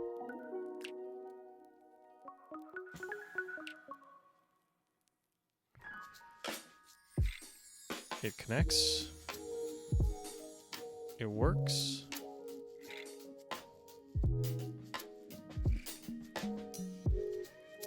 I uncomment the line that should get it to configure properly.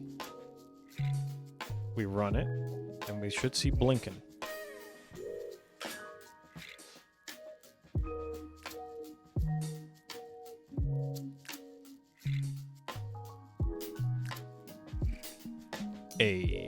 LMAO. Okay, so that's good. So now I can get rid of this whole chain of stuff and just do that. Okay.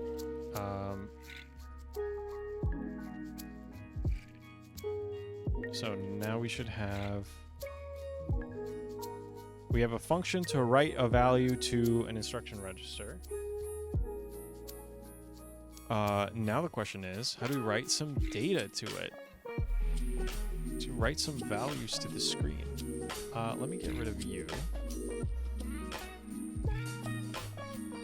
And I need to go back and look at you. And that was on page 26 or so. Yeah.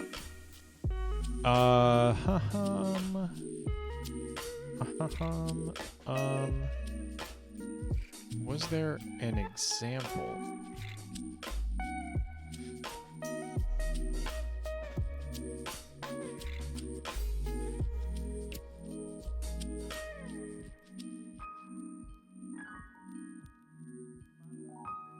Okay.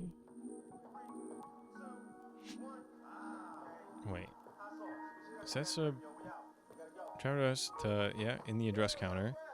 Data that is then written to or read from the MPU for DRAM.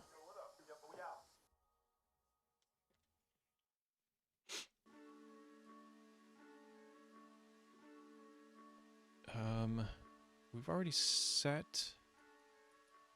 I think we set shift function to what we want. Oh, no, we haven't. Or I think it is by default, maybe. I think it's by default. I could make that assumption. Okay. Let me...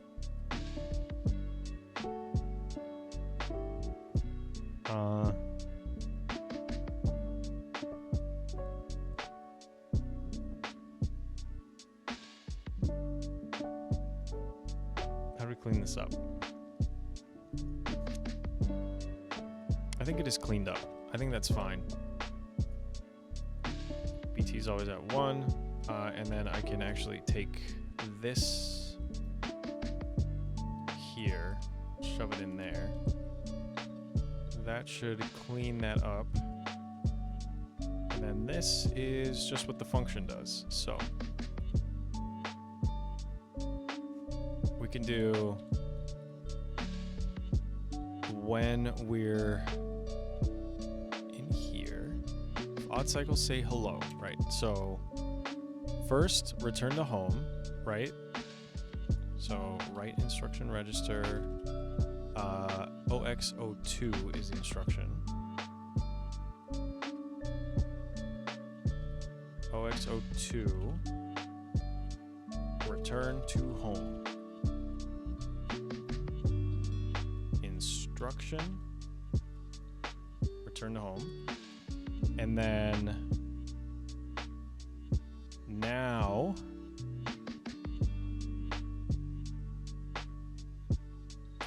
we want to do set entry mode ID to increment by 1. No shift. Is that not the default? Oh, what's this? Oh, look at that.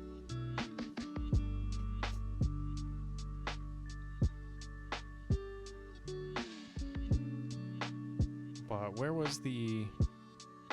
So return to home does that.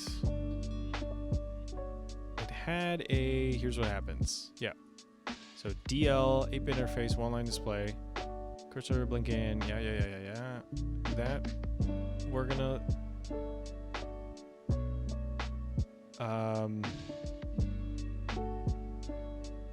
Entry mode.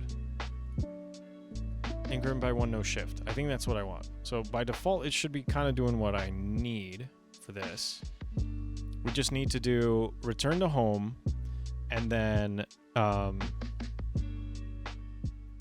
write some data. Should be easy. So instead of writing instruction register, we're going to do write data register. I2C master dev handle IO expander. UN8T data byte. Or yeah, we'll do DDRAM data.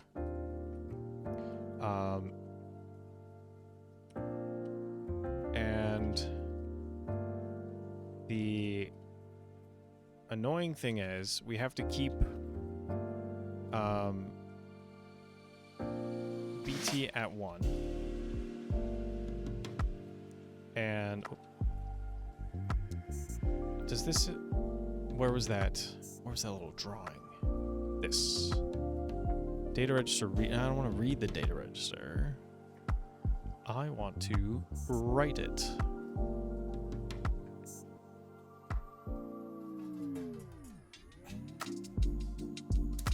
How to do? I think it's just kind of, you just kind of go, but what should it be? Oh, here we go. That's the DDRAM address. CGRAM data is sent and received after the setting. What? No.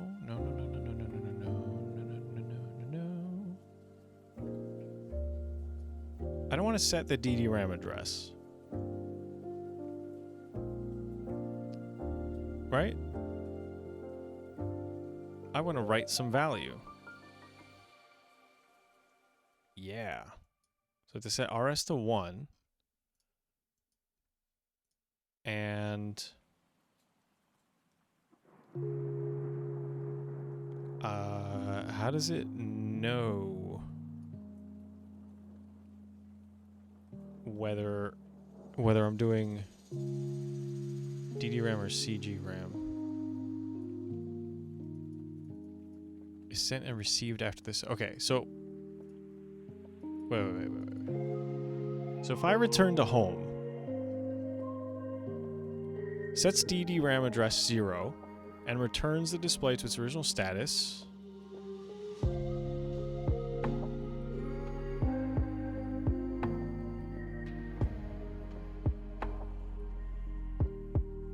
Then what? How does it know?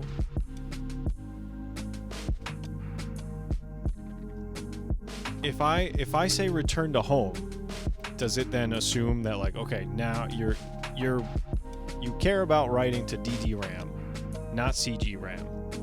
Because I said home, and home modifies DDRAM data, among other things.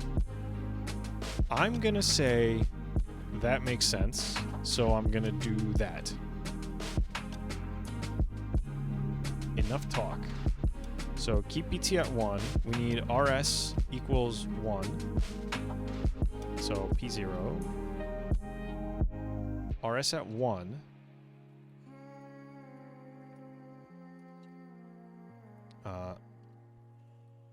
data register. Select. Oop. Read write. We're gonna write. So P0 or P1 is 0. RW is 0 for write. Yeah, and then we need the data to write. So just DDRAM data. So we need to send, much like up here, we got OXO. Or no. We got OX.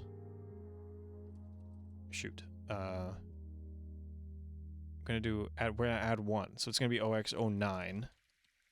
Right? Because P2 is E.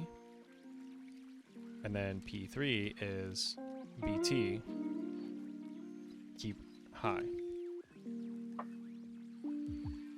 Right? So that's an 8 plus a 1 is a 9. 1 0 0 1. Okay.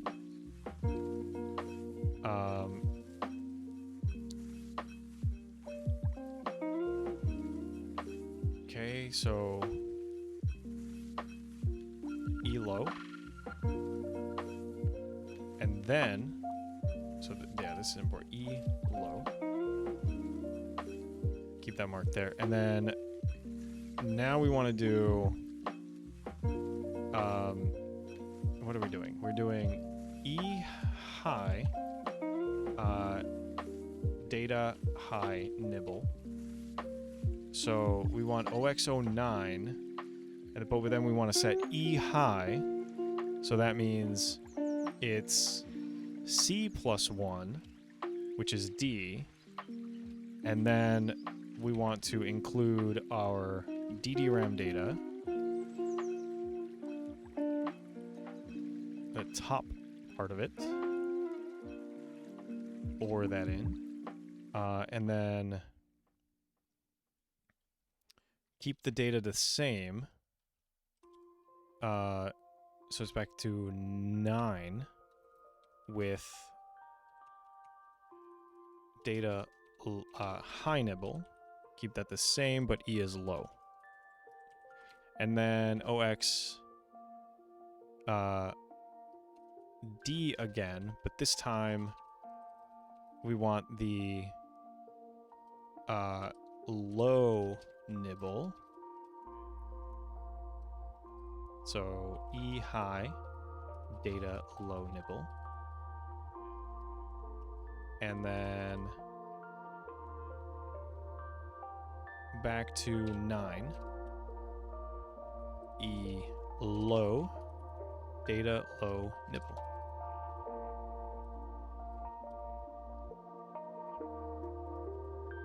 Huzzah. Okay, now we actually write that. So return the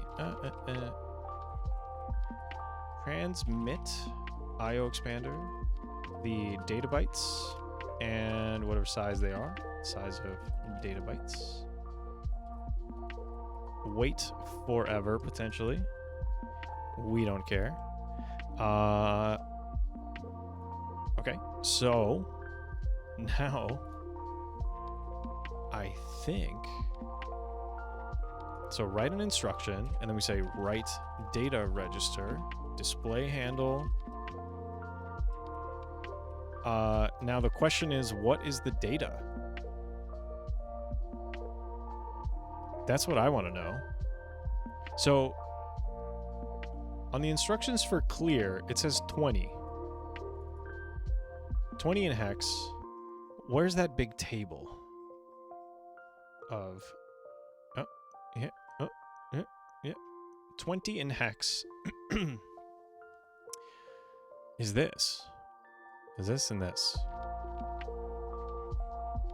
So 21, 22, 23, 24, 25, 6, 7, 8, 9, A, B, C, D, E, F, as you'd expect. Okay, so we want then 40. Okay.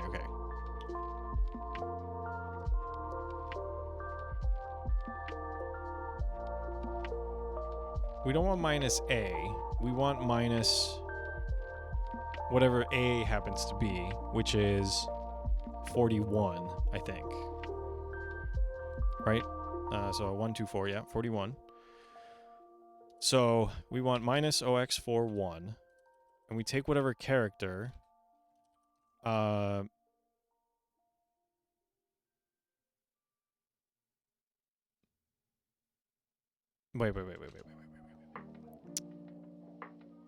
How do we do this? So normally, you could do...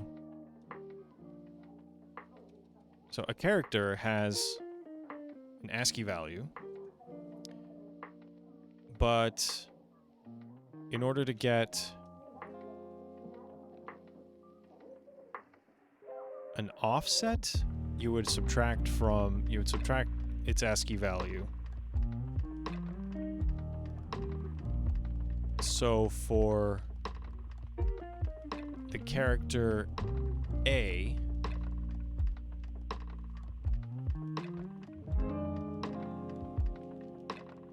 okay, so it's 41 plus the character we want minus A, like this. Fix Me only handles all caps. That needs to change. So we'll use like a lookup table. In fact, we'll probably just recreate something like this as a big table, and we just get an offset that way. So we have to do this math. But we want to say HELLO. So we can just do this HELLO. And then we can do world WORLD.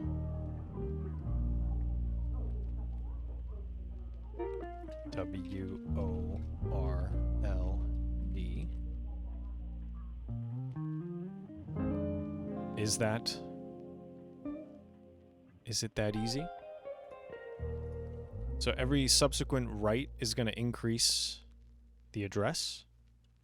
So, time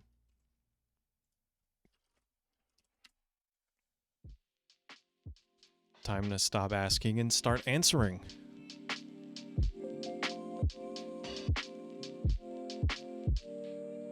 Yeah.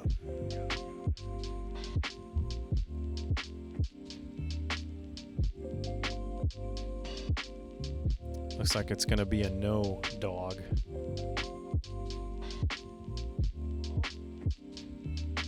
Actually, it's very faint. But I think it's there.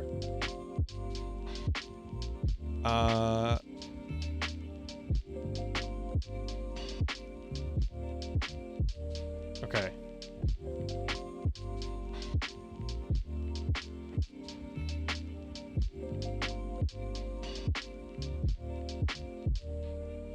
Yeah.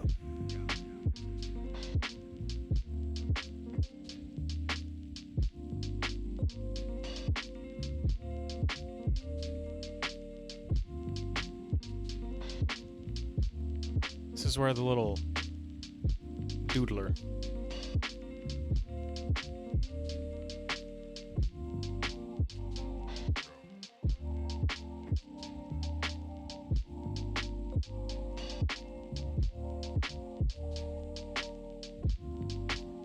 There you go. Impossible to see. Let me make this bigger. You might have a chance of actually seeing it.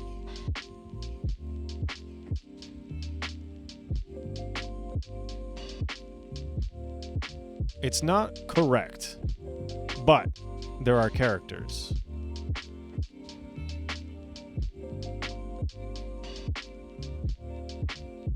And they look like the characters of Hello World.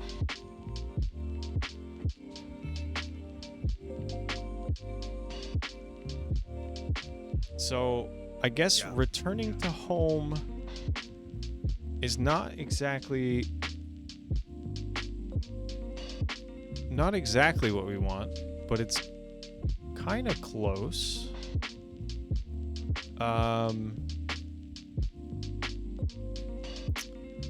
Let's see. Cursor blink on the yeah.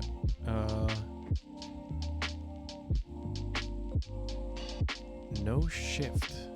What is shift? What does that mean? To shift? I don't want to do. I think that means it like shifts the whole thing over in DRAM. Cursor or display shift shifts the cursor position or the display to the right or left without writing or reading displayed data. In a two-line display, the cursor moves to the second line when it passes the 40th digit of the first line. Note that the first and second line displays will shift at the same time. When the display data is shifted repeatedly, each line moves only horizontally.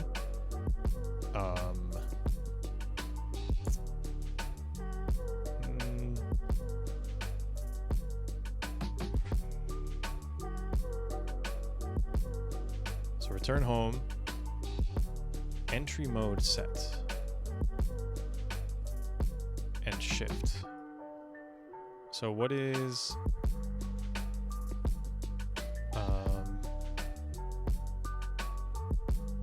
it explained it up here. Wait, S equals 1. Company's display shift. It doesn't explain what S is 0. Let's see. S. Entry mode set. Shift 0, no shift. What if shift is 1? Shift. No, ASCII's not 41, is it? You're correct. I'm just big dumb. I didn't look around. I was thinking of 0.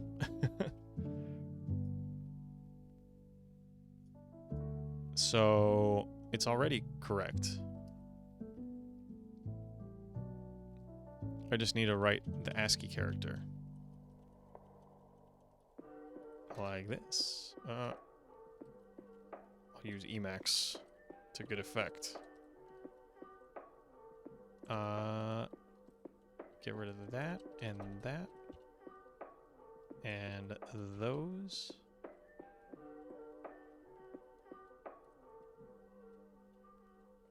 There we go.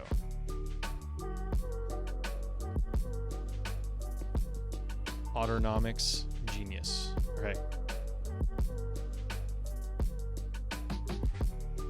Yeah, A is 4-1.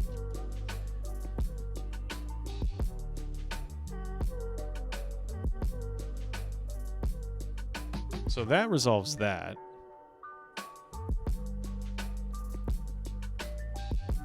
Because that, so if I had an A, it would be 41, and then it would look in, theoretically, the big table at exactly the same ASCII position, 41. What is...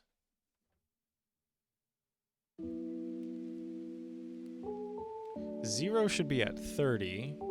That's correct. Yeah. That matches my ASCII table.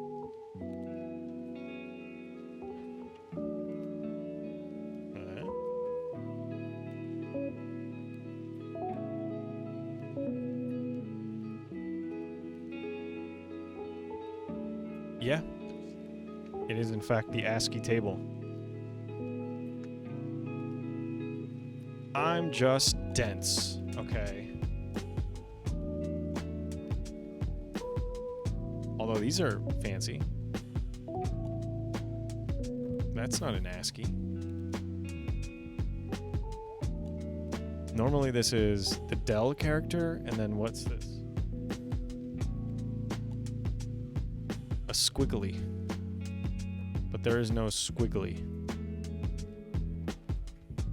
It's instead an arrow. Well, what about the other ones? Percent.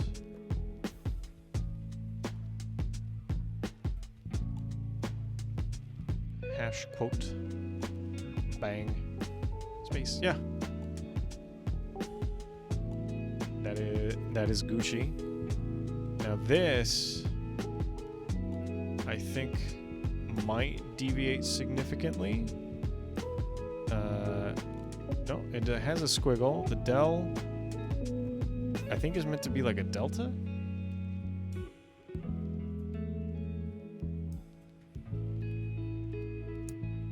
I guess I can try to figure out which one I have by putting in some of these weird characters. So if I try,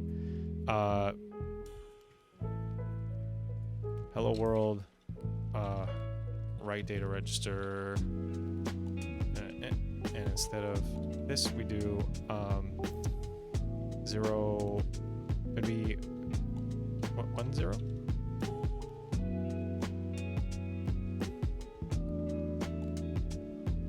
Then that should put in that arrow thing. Maybe. Yeah, I mean, it's ASCII plus. That's what it looks like. So they filled it in. Let's try to run it.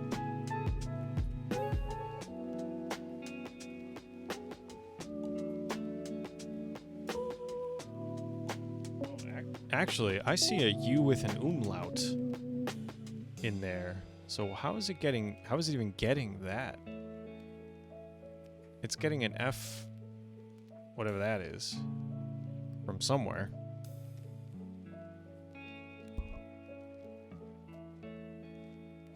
There's an omega, there's a pi, so I think it's quite possibly the European version. It's ROM code 02 is what it looks like. I don't think it's the Japanese one. So, because I don't see a pi. I don't see pi here. Oh, no, there it is. U with an umlaut, pi.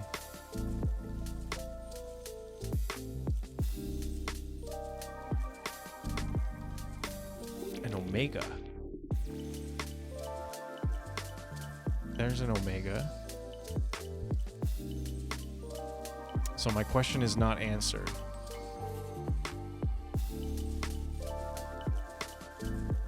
But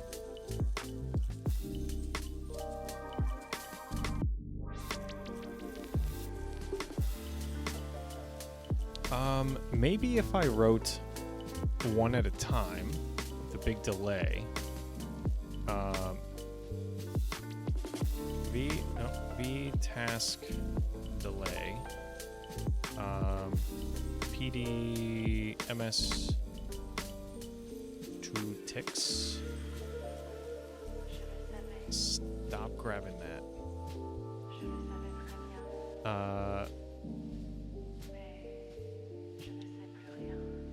500 milliseconds. We'll go Although I could do this. I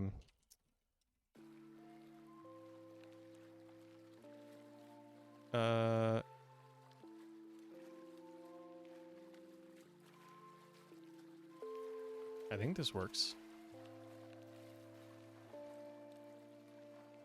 So that fix me can go away, actually. So text is hello, then for nope, not C++.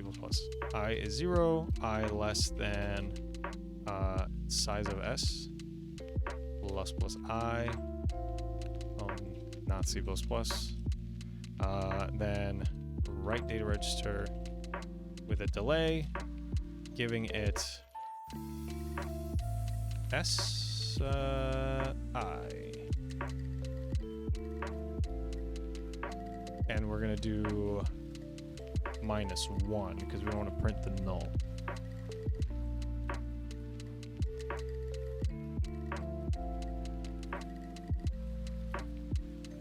Right? And I think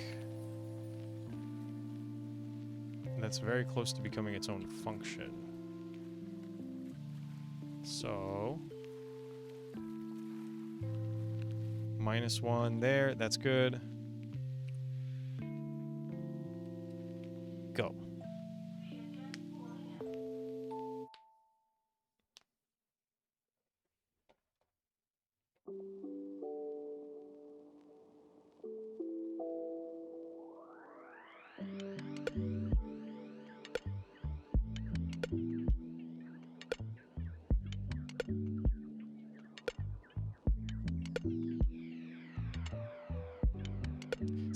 Why did it do that?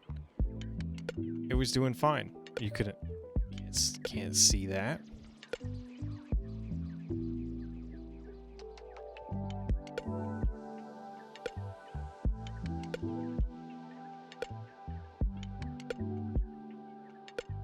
Is the data being corrupted, or? I don't know. Well, we're pretty close. Whatever's going on, we're pretty close.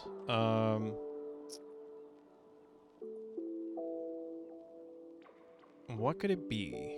So how is it getting... Is it corruption on the way there? Or maybe I just don't understand. There's no shift. I've set it to 0 with return home. DD-RAM contents remain unchanged.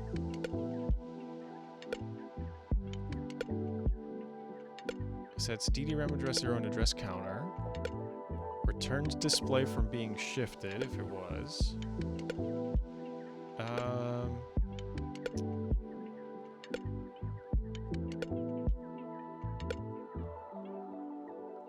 Cursor display shift, no. Function set, no.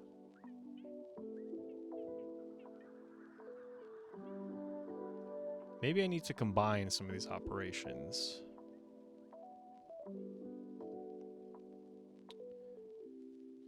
Or perhaps return to home just takes much longer than I give it credit for. So let's do the other way around, maybe. And have the delay first.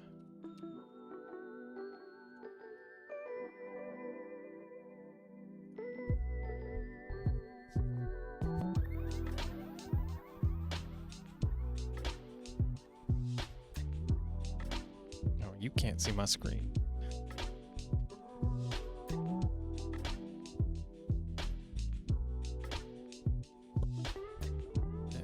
Can you see that?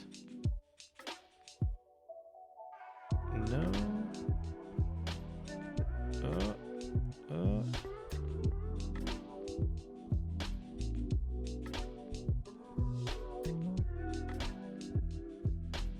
I think that was it. We were just kind of jumping the gun. Where's a good view of it?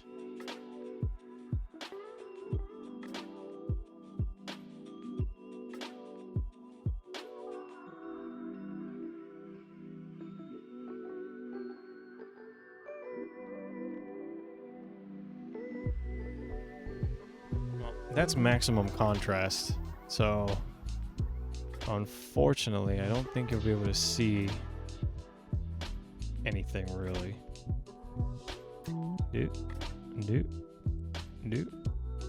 No. Huh. No, I don't see. Oh. No.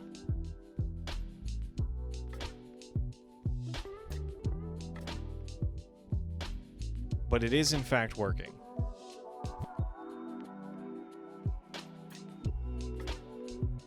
I can kill the backlight.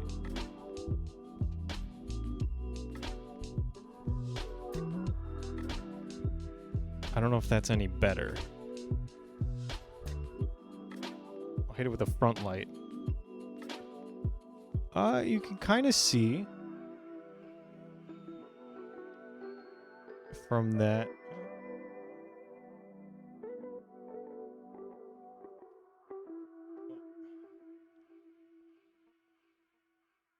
Hard to make out.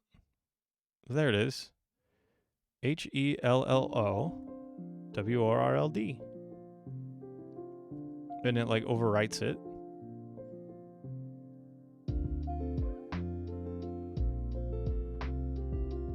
Very spicy. We're pogging. Okay. think that's all the dev I have in me for today. Where's my... Let's make this small again. I can hide it while I do that. Yeah. So that was successful, I think. I've got a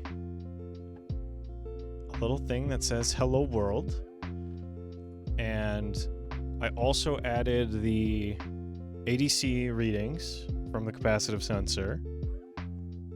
And I'm gonna see if I can pull out an SPI device that I might have laying around and see if I can do that as well for completion. Because we've talked about I2C, we haven't talked about SPI, and then we've got just regular GPIO and ADC stuff going. Thursday, it's going to be, if I find an SPI device, it'll be that.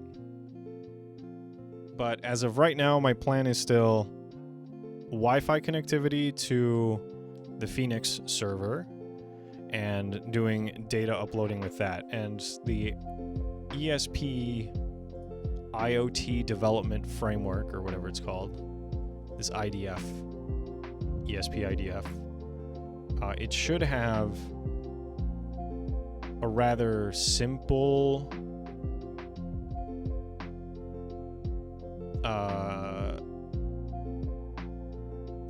well, not necessarily simple, but it should have a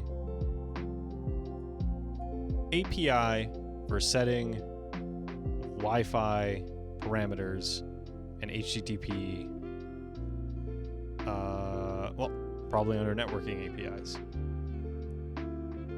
Yeah. So there's a bunch of stuff in here. I have to dig through it. And then figure out what IP address I want to put this server on, or if I'm just going to run it on this machine. I'll probably just do that. And I have to figure out if it knows how to do host names, because that would be the best, without having to do any static IP address stuff on the home network. But yeah, that's the plan. It's going to be Wi-Fi on Thursday. And then after that, I think it's running off of a battery and then optimizing for power consumption. So that's the plan. Follow me if you don't follow me already. And stay tuned for Thursday. Gonna end 15 minutes earlier than I thought I would today. But that was good. I'll see you guys later. Thanks for watching. I'm going to start posting some VODs at some point on YouTube, but I might need to make a new channel for that. But yeah. Thank you again. I will see you later.